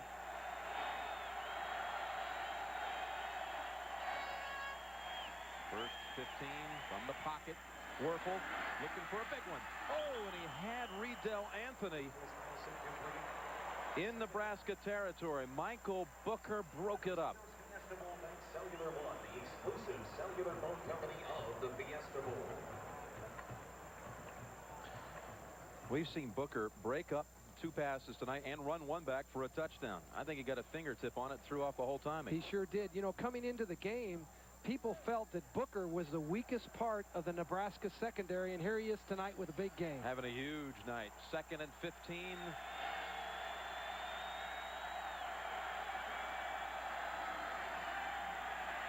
Werfel getting his protection, trying the right sideline. And Hilliard was the man he was looking for. Well, the Gators' first 3 possessions. Now, take into consideration that was all in the first quarter, these 3 possessions. And then nothing. You have to wonder, Jim, how much of the timing and the rhythm that has been thrown off for Danny Werfel tonight has affected those statistics. Early in the game, they had that timing, that rhythm. They had it their way. Then the Nebraska defense began to apply that pressure. 5 receivers in the game. 3rd down, 15. Look out. Farley. Werfel never had a chance. Dumped them at the 6.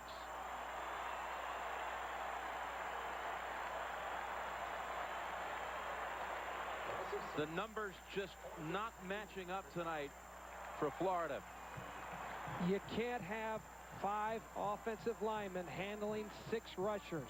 You can count them. You can see where they're coming from. The problem is you just don't know how to adjust your offense because they come from both sides.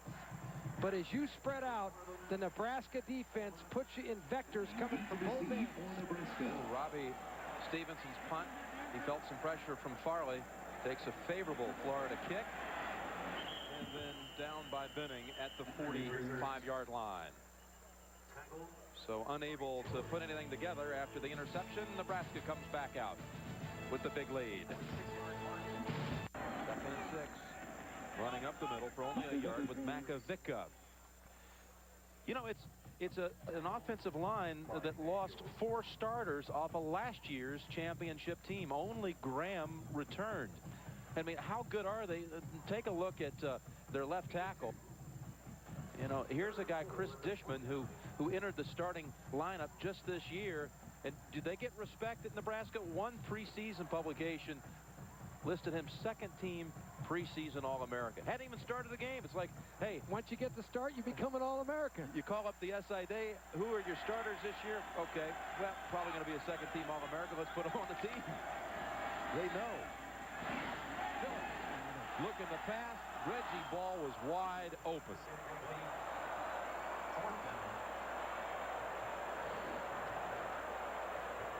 That would have given Phillips the trifecta tonight. He's already caught one and run for one and then trying to throw for one. Jim, Nebraska runs play-action passes. This looks exactly like a run to the secondary, and then Phillips tries to become a quarterback. He's a tailback. He's not a quarterback. Reggie Ball, there was no one around him. He had 20 yards open. One of the few things that Lawrence Phillips hasn't performed at a high level tonight. And on 4th and 5, Nebraska getting very close to the first down yardage. The Gators think they have held them. Makovica had to get just past the 25, and they have stopped them.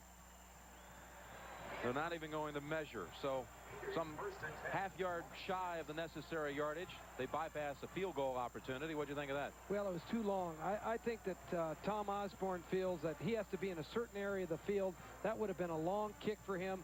He runs a running play. He eats up the clock. He just misses it by about a foot or so. He almost makes it anyway. So here's a quarter of Florida really had to make something happen, and they've had the ball for only 3 plays. Nebraska's used up almost 8.5 minutes on the clock in this quarter. 6 minutes to go. Third quarter with Florida trailing 35-10. 1 second on the play clock. Just beat it. And now can they beat him over here? One-on-one coverage. They do. Hilliard going out of bounds at midfield. Michael Booker, he was pretty close to him, and that pass had to be just right, and it was. That was a great throw by Danny Werfel. The bump and run coverage is what Nebraska has played most of the night. Florida has had difficulty trying to beat it, but on this particular play, Werfel put the ball right where it needed to be to make a beautiful pass. Gators wasting no time from the 50. Setting up the reverse. Riedel Anthony. Good tackle there by Terrell Farley. Terrell Farley's having quite a game for himself also. He was the only junior college recruit this year and came onto the Big 8 scene in a big way. Newcomer of the year, first team all Big 8, and he only started 5 games the last 5 of the season. He runs like a defensive back. The key to Nebraska's defense is that the outside linebackers can run like defensive backs. Second down, 6.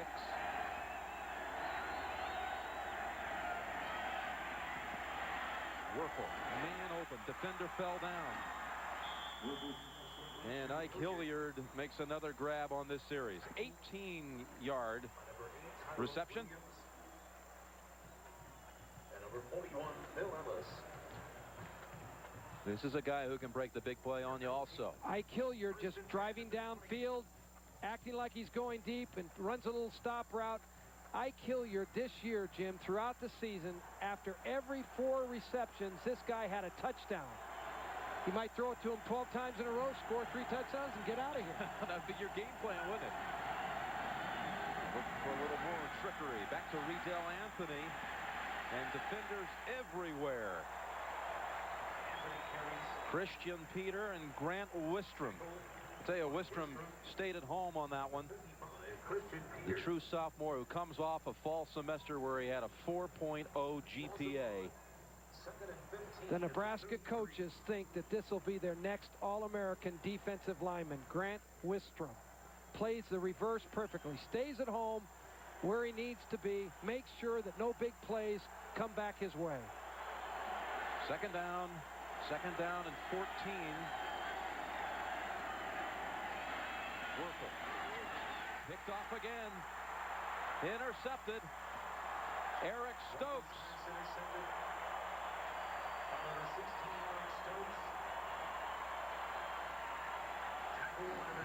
The junior from Lincoln ends the Florida hopes on that series.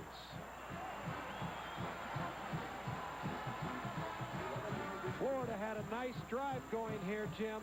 Danny Werfel turned that ball loose. It's just an outstanding play by the Nebraska defensive back.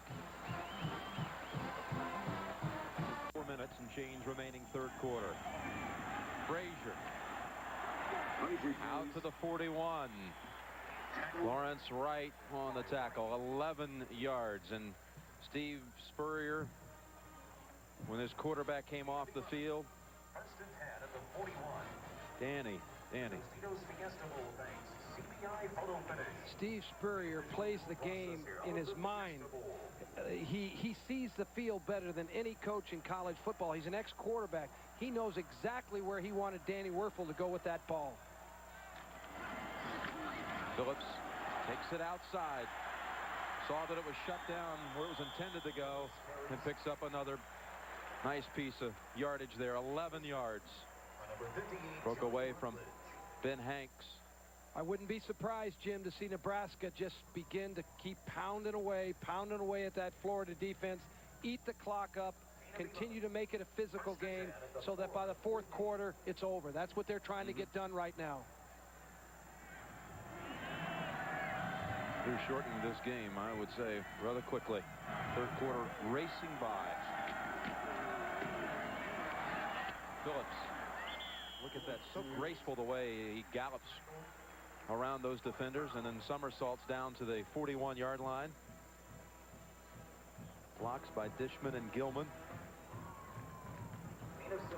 Looked like he was gliding on that play.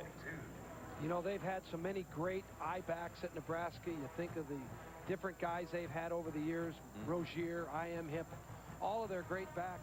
And we're watching two of the best backs they've ever had in Lawrence Phillips and Amon Green, who hasn't even really played all that much. No, they've just brought in a new one. Clinton Childs, the senior from Omaha, Nebraska, comes in for a play from scrimmage for the first time tonight. And they go fullback up the middle with Makovica. Tico Brown with a tackle in the secondary. Yeah, they've had some kind of history at Nebraska. Jarvis Redwine. You mentioned I.M. Hip, Roger Craig with the fullback and I-back, and of course Heisman Trophy winner that the coach mentioned, Rozier. Here's Clinton Childs, though. He was the man who initially replaced Phillips early in the season before he was injured. Frazier loading up, going down the sideline. Good coverage. Well defended by Fred Weary. Clester Johnson was the Cornhusker receiver. A lot of people think that Tom Osborne is a conservative coach. He's anything but a conservative coach. He simply believes in the running game. He will run the ball, and then he will go for big strikes against your defense at every opportunity that he sees.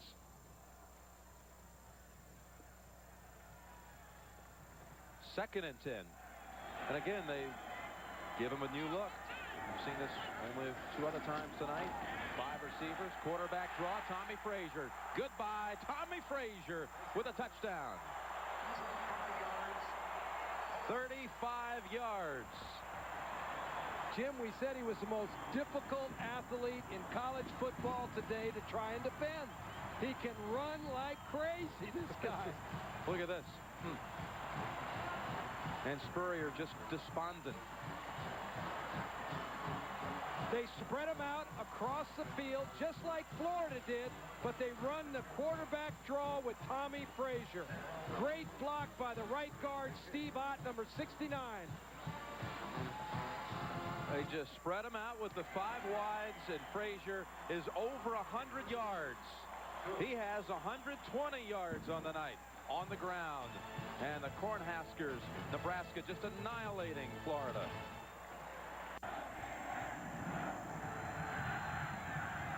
We'll run it out. Hilliard will.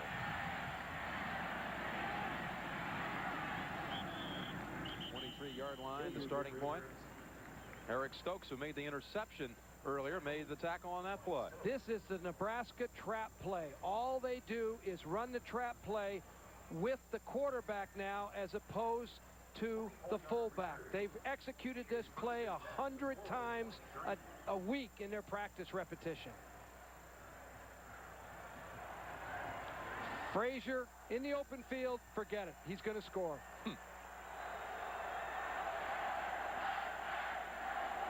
2:14 remaining third quarter. Nebraska has scored 36 unanswered points after trailing 10-6 after one. Tommy Frazier, and it's still that right leg cramping. But didn't bother him too much on the quarterback draw, did it? Sure hasn't. It's unbelievable. I can't tell you how impressed I am with the entire Nebraska team, but particularly with Tommy Frazier and Lawrence Phillips and that offensive line. Second down and 8.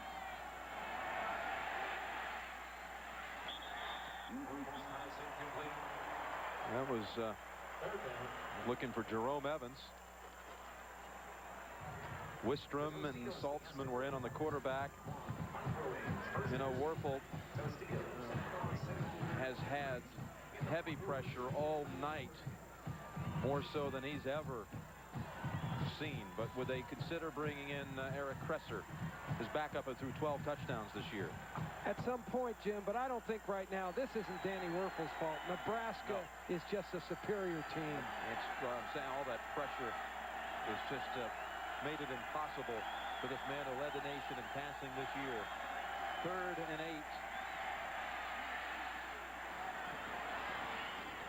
And that's a completion to Terry Jackson. And he got the first down. Terry Jackson keeping a little tradition alive at Florida. You know, sometimes a number belongs to a family. Terry Jackson, number 22. His father, Willie Jackson, receiver at Florida in the 70s. Willie Jr. set several Florida receiving records. And now Terry Jackson, he gets to wear number 22. Well, his father broke the color barrier on the Gator football team when he started playing there in 1969. They've all worn 22. And here's Werfel getting away from the heat, finding an open man. Here's a play that's worked. Chris Doring, who has been silent for what seems like ages now. 30 yards on that one.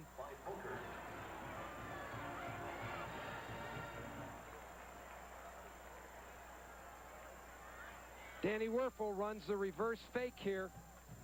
Comes off the play action, makes a nice move to avoid the sack, and finds Chris Doring open on the sideline. You know, Florida is a very prideful team, Jim. They're not going to lie down. They're a tough group of competitors. They're the number 2 team in the country, and don't forget it. Werfel loading that gun and firing it long, and the ball is caught for a touchdown. Ike Hilliard. That was some over-the-shoulder catch. 35-yard strike.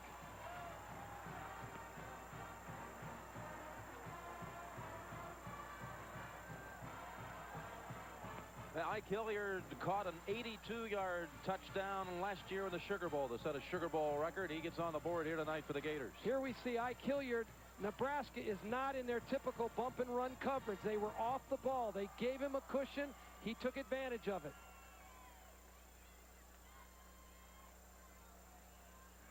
Just have to get 1 foot down in college football. That was awful close. And they're going to go for 2. Flooding the right side, 3 receivers.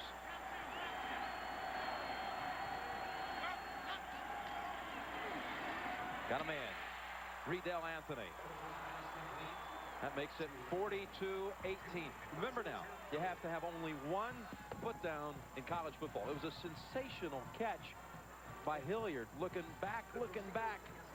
And a great throw.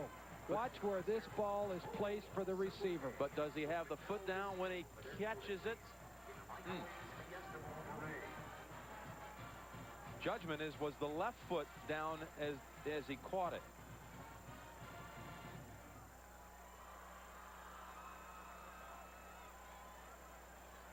Well, hard to know. Looks like he was out of bounds, really, Jim. It really does. They may have gotten away with one there, but, you know, the guy right on the spot, he's got the best seat in the house.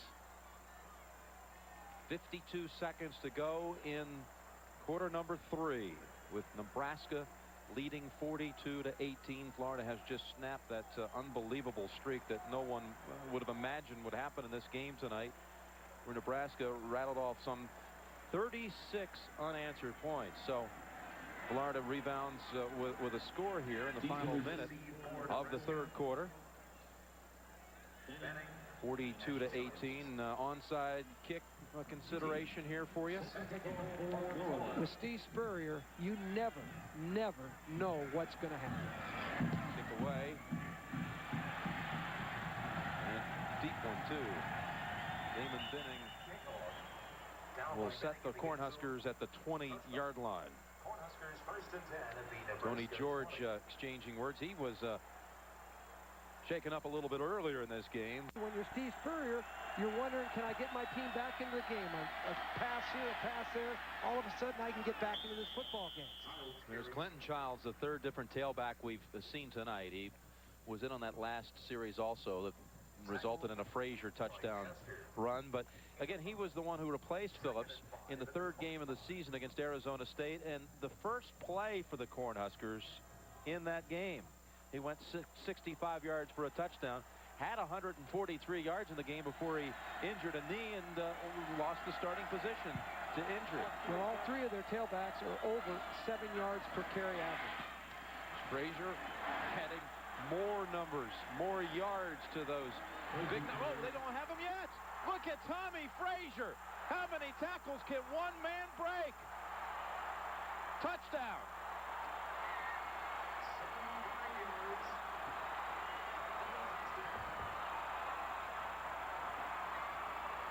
75 yards, put him over 200 on the night, a career high.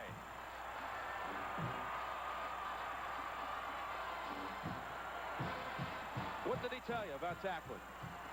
Steve Spurrier made this statement: we have got to tackle well to win this football game.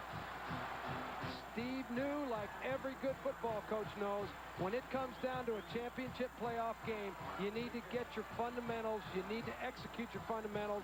In this case, it's tackling. It's not that the Florida players don't want to tackle. It's not that they're not good enough to tackle. They're just having to tackle great players. His second touchdown run of the night, 14 carries, make it 195, a career high. And this in his final game as the Nebraska quarterback, on his way to a 33-3 record as a starter. It's almost as though Florida thought the whistle had blown, but it hadn't. No one complained about it. I mean, he shook off of 4 tackles. Daniels, Wright, Weary. No one was left.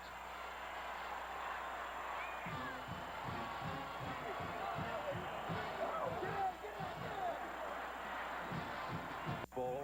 And who do you think the favorite is to be the MVP at the '96 Fiesta? He's going to get a couple votes. That will end things in the third quarter.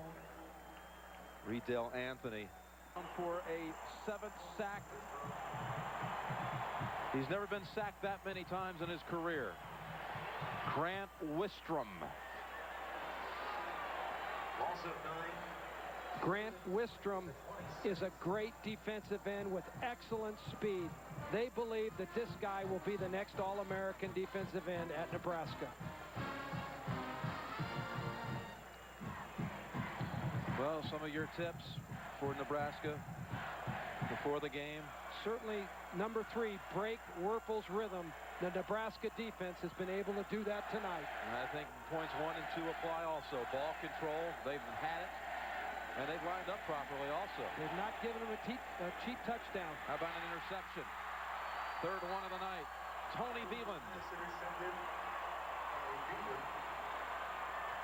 Collarbone found himself when he came back behind a guy named Tommy Frazier. So he moved in the defense to be able to play. And here's Phillips returning. Phillips carries You know, Jim, I think one of the things that you have to keep in perspective is that Florida is the second-ranked team in the country. Danny Werfel is one of the best players ever to play quarterback in the NCAA, and here he is against this defense having a heck of a hard time. I think that speaks volumes about the Nebraska defense. Second down and 4. And that tackle by Chester prevented Phillips from kicking it in gear. Johnny Rutledge pouncing on him also. A new attendance record at the Fiesta Bowl and the Sun Devil Stadium record also. Just 136 shy of 80,000. 79,864. 5,000 more than the previous Fiesta record when Notre Dame defeated West Virginia in 1989. Of course, the Super Bowl's coming up here in less than 4 weeks. Pitch, Phillips. Well played. Well played by Anthony Lott. So they stop him this time. 3 downs and out. And let's go down to Michelle Tafoya.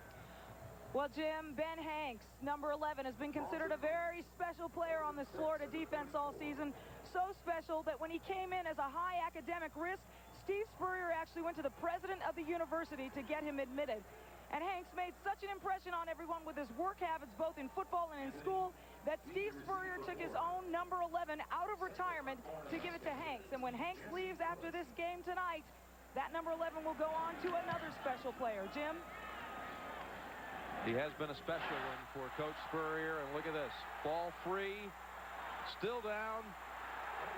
And finally recovered by the Cornhuskers.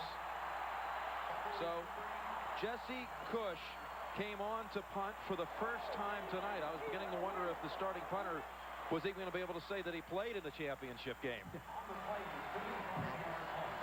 So Riedel Anthony couldn't handle it, and Nebraska's looking to add to this enormous total of 49 points. 22. Frazier saw option 1 close down, went for option 2, and Lawrence Wright jumped in front of Mark Gilman. Line just so dominating. 2nd and 10. Pitch. Phillips doing a good job of grabbing that one. And Tico Brown, for that matter, grabbing him by the ankle. Florida's tips before the game, Terry, the ones you had worked up, and we can see here what maybe went wrong. This was actually item 1 was the point you were making about tackling. Well, Tommy Frazier is just so gifted, and so is Lawrence Phillips. Those are superior athletes. They're hard to tackle. Certainly the protection of Danny Werfel was a major problem tonight in this game. Florida's rhythm offensively was really taken away from them by the Nebraska pressure. 3rd and 4. Shotgun Frazier. There he has his 200. First and goal inside of the 10. Your third item on your tip was beat, bump, and run. I thought maybe that was some time warp urine, maybe some Donna Summer hit from the 70s. Here's Tommy Frazier in the shotgun running the quarterback off tackle play. Nebraska can hit you in so many different places. It's so hard to get a hold of that offensive team. Tommy Frazier, 15 carries, 204 yards. Career numbers in his final game at Nebraska. Phillips will lose a couple to his total.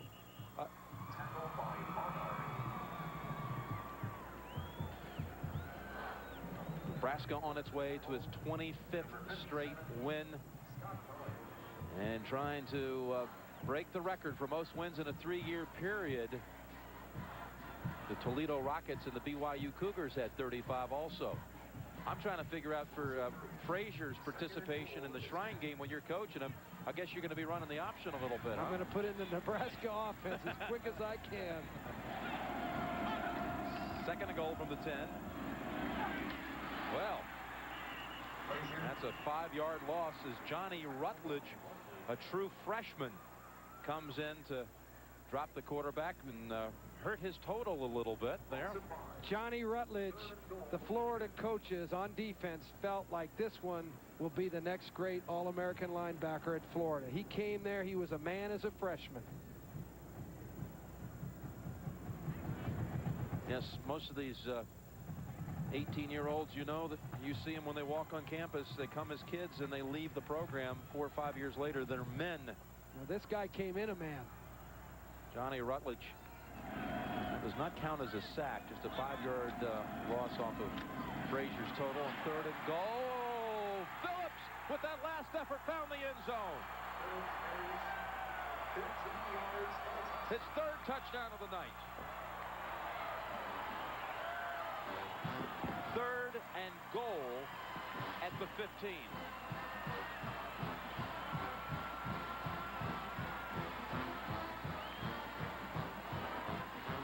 If it's not Tommy Frazier, it's Lawrence Phillips up the middle.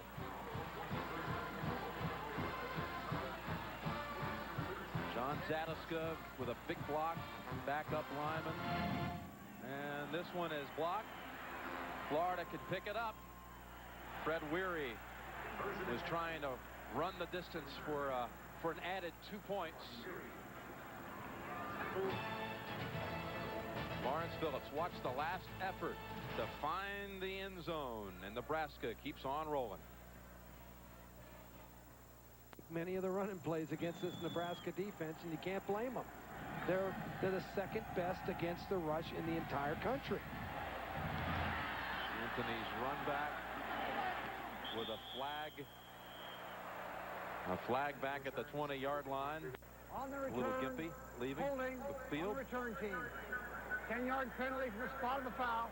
1st and 10. Sir comes in. Quarterback for Florida, number 10. 12 touchdowns, 2 interceptions. He got a start this year, Terry, against Northern Illinois. And all he did in his one start was throw 6 touchdowns, a school record. What do you have to do to be a starter at the quarterback position in Florida?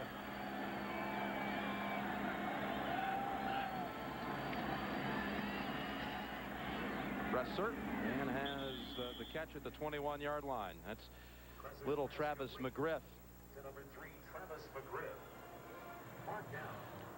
Here, Jim, we've got a kickoff cover right there. Mobley for Florida just levels a Nebraska football player.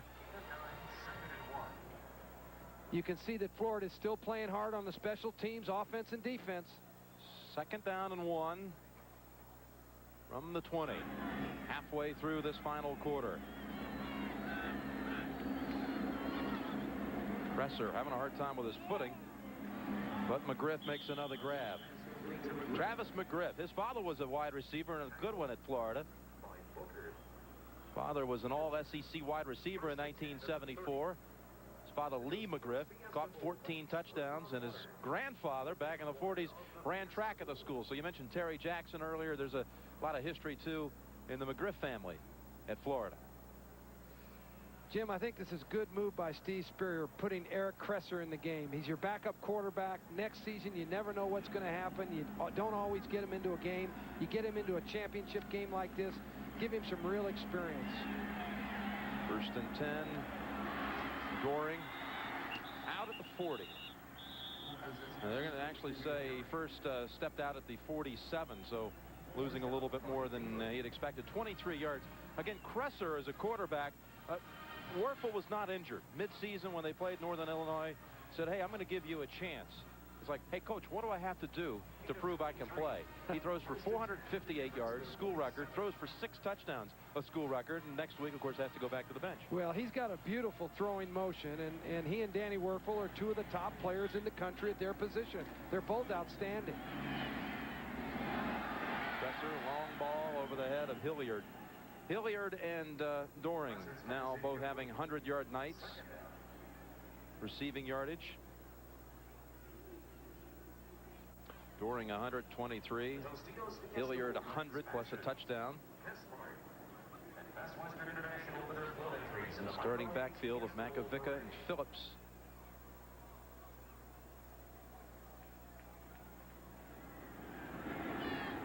2nd and 10 from the 47.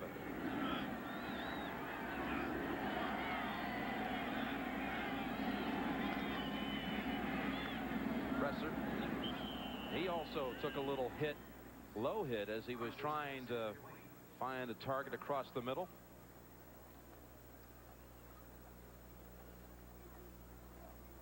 How much respect do you have in this modern era of college football, being able to repeat and win 25 straight? Well, Jim, I went and watched Nebraska practice, and I had competed against Nebraska for 6 years, and I was so impressed with that football program. It's a program. Bob Devaney built it. Tom Osborne was a part of that building process. He enhanced it, and it's the strongest, most powerful program in the country today.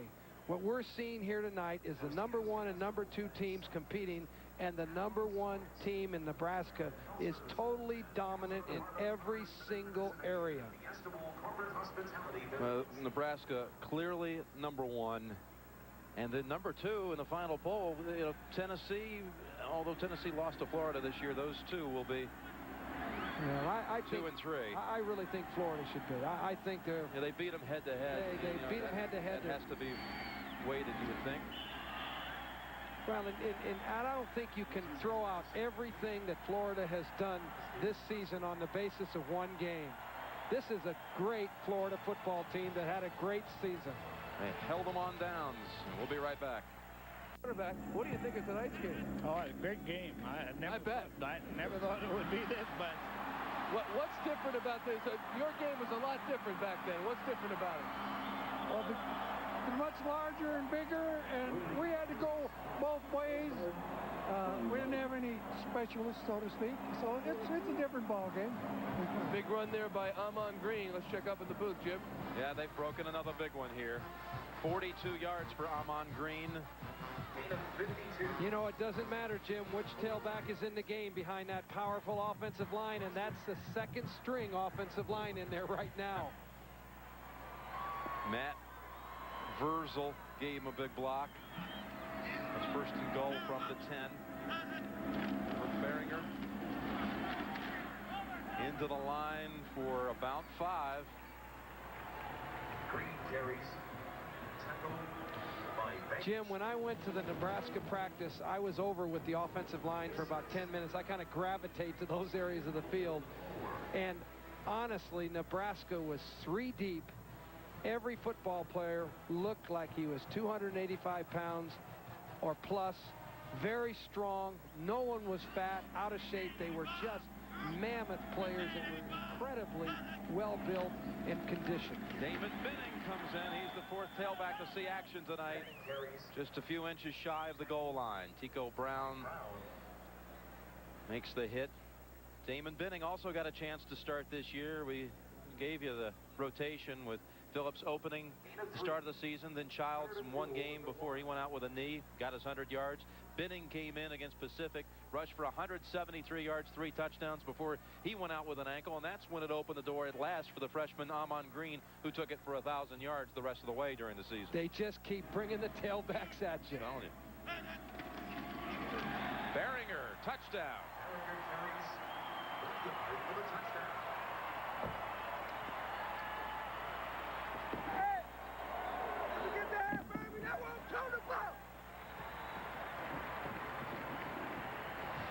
They've upped the total over 60 now.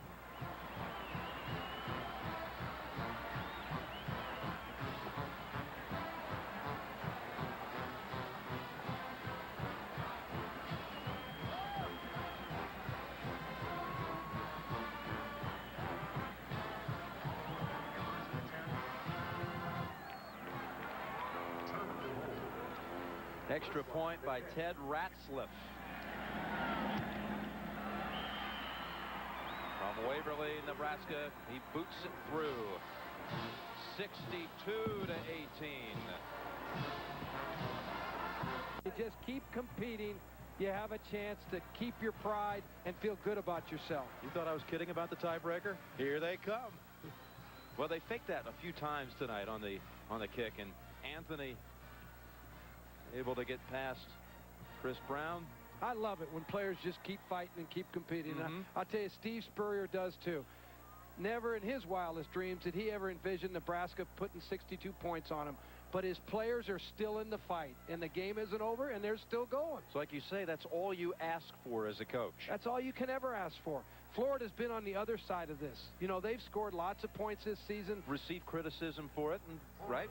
Spurrier has always said, though, hey, all I tell my team is to go in. When it's your chance to play, second or third team, all I want you to do is play hard. So he has to respect that Nebraska's still playing hard, and his kids did right there, too. Sure they are. They're still playing hard. And Nebraska continues to play hard. Look at this. They got a chance to pick up, too. It's Christian Peter. Christian Peter, all for naught. They'll ruin the play dead. Christian Peter goes all the way downfield with the football, but they're going to bring it back. Jared Tomich hit Eric Kresser.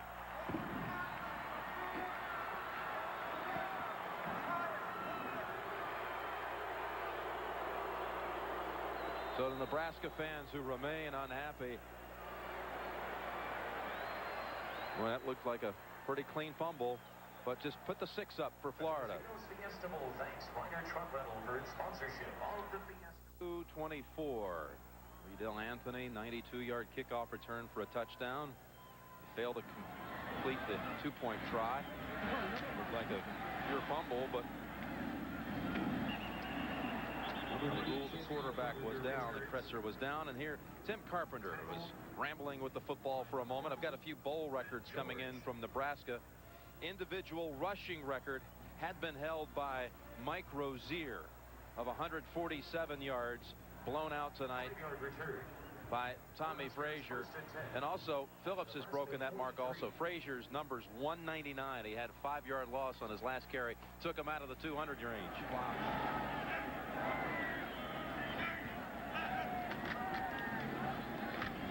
Green into the line for about 3. They've also set an all-time Nebraska Bowl record for rushing yardage. That same year that Rozier had 147, the team had 306. Tonight, 470 and counting. Above their season average.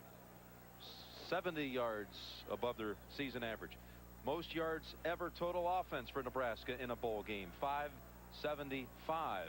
Most points in a bowl game by Nebraska, bettering their 1969 Sun Bowl total of 45 with 62 points. Linton Childs getting the handoff to the 49-yard line.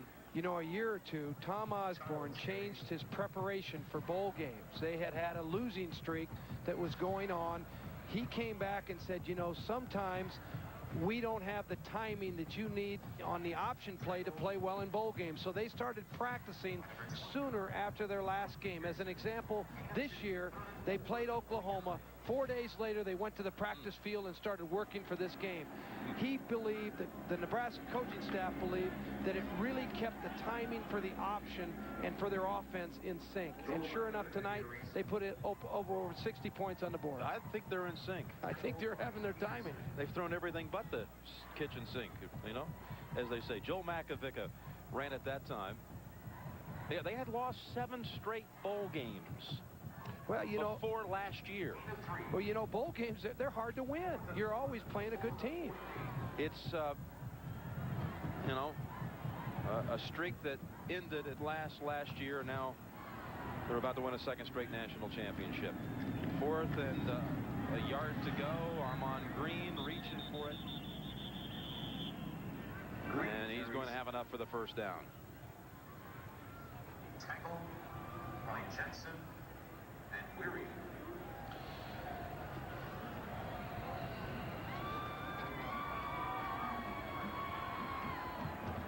No, before we give them that first down, I think they'll bring the chains out and chance to marvel at the record amassed this year by the Big 8.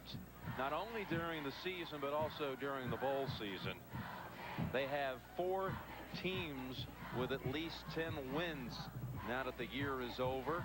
Kansas, Kansas State, Colorado, and Nebraska. That has never happened before, where one conference produced 4 10-win teams plus. All 4 of them won in the bowl season, undefeated in the bowl season. Well, the Big 8 Conference, along with the SEC, the Southeast Conference, certainly have had big years this year. They've got some excellent teams in both conferences, but the Big 8 certainly had its year this year. James Sims has come in at tailback. James Sims for about 3 yards. He carried it 30 times this year for 270 yards. He had a 9-yard rushing average. Jim, I think the most interesting comment of all of the bowl preparation was when I heard the Nebraska coaches on defense say that they were going to stop the Florida run. They not only stopped the run, they stopped the pass, they stopped it all tonight. They were brilliant. 2nd and 7. Damon Benning has come in now, tailback. And Billy Legate, a freshman from Elgin, Nebraska, getting a carry. So Tom Osborne getting a lot of players a chance to get into the game here at the end, playing the championship game and contribute. 48 academic All-Americas all-time at Nebraska. Far away the all-time leading producer of academic All-Americas. Now a quarterback for Nebraska, number 11, Matt 3rd and Turman. 7, and Matt Turman in at quarterback. Turman on the pitch to Childs. Childs out of bounds after getting the first down. Just 1:15 remaining now. Nebraska will just be able to run it out.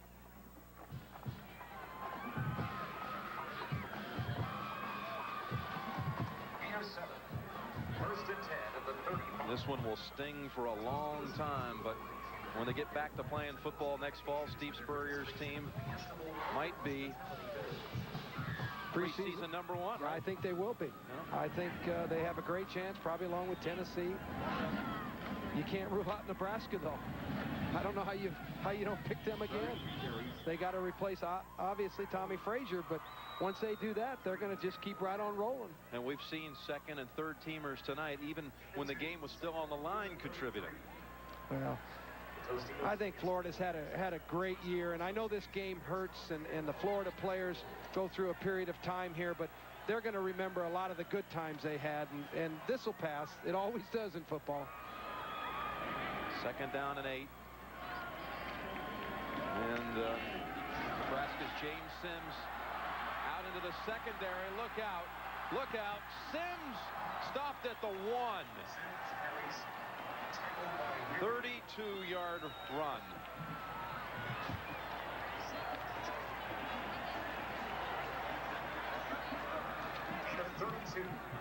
First and goal. Well, they were getting all set up. They know better than to try to do that on Tom Osborne, right? They got one of the assistant coaches. Those guys are smart.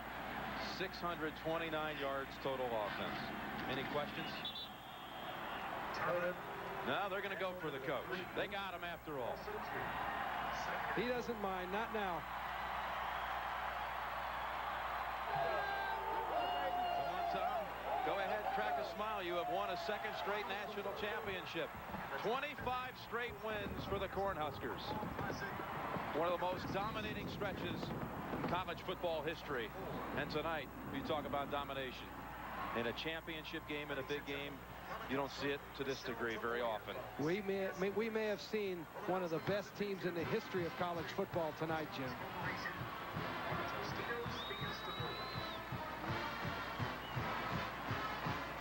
Well, the Chevrolet most valuable players of the game are Tommy Frazier from Nebraska, Chris Doring of Florida. Celebrating its 25th year of college football sponsorship, Chevrolet will donate $1,000 to each school's general scholarship fund to reward outstanding students for their academic achievements and to assist those in financial need. Nebraska, there is no doubt, they are the nation's national champion, by far the best in college football. The only mystery now is whether or not after scoring 62 points and winning his 2nd national championship, Tom Osborne can crack a smile for us here. Nebraska 62, Florida 24. Welcome back, folks, to Sun Devil Stadium. I'm Pat O'Brien, along with my partner, Boomer Esiason, and welcome to the Ford Taurus postgame show. And Boomer, Any thoughts? Well, you know, if you're a Florida Gator, you realize how humbling and how humiliating this game can be. And certainly as an active player right now, I sympathize with their players and, of course, their coaching staff.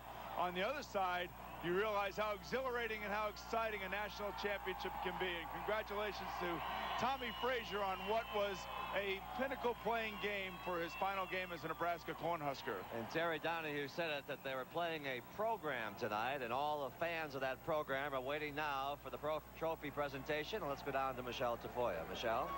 All right, Pat, I am joined by the president of the Tostitos Fiesta Bowl, Perd Thomas, who is ready with the Tostitos Fiesta Bowl National Championship Trophy to present to Nebraska head coach Tom Osborne. Perd? On behalf of our 2,500 volunteers, I want to thank and compliment our partners, Tostitos, Frito-Lay Corporation, and CBS Sports. They're absolutely the best. And it's my privilege to present the Tostitos Fiesta Bowl winning trophy to Coach Tom Osborne in Nebraska.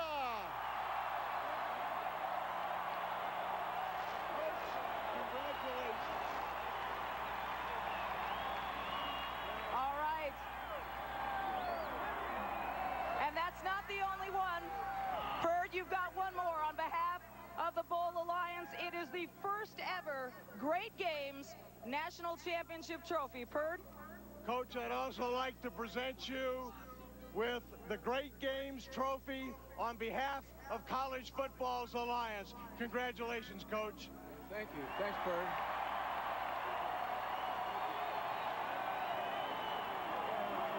Coach. A little too heavy, huh? Back-to-back national championships. Try to describe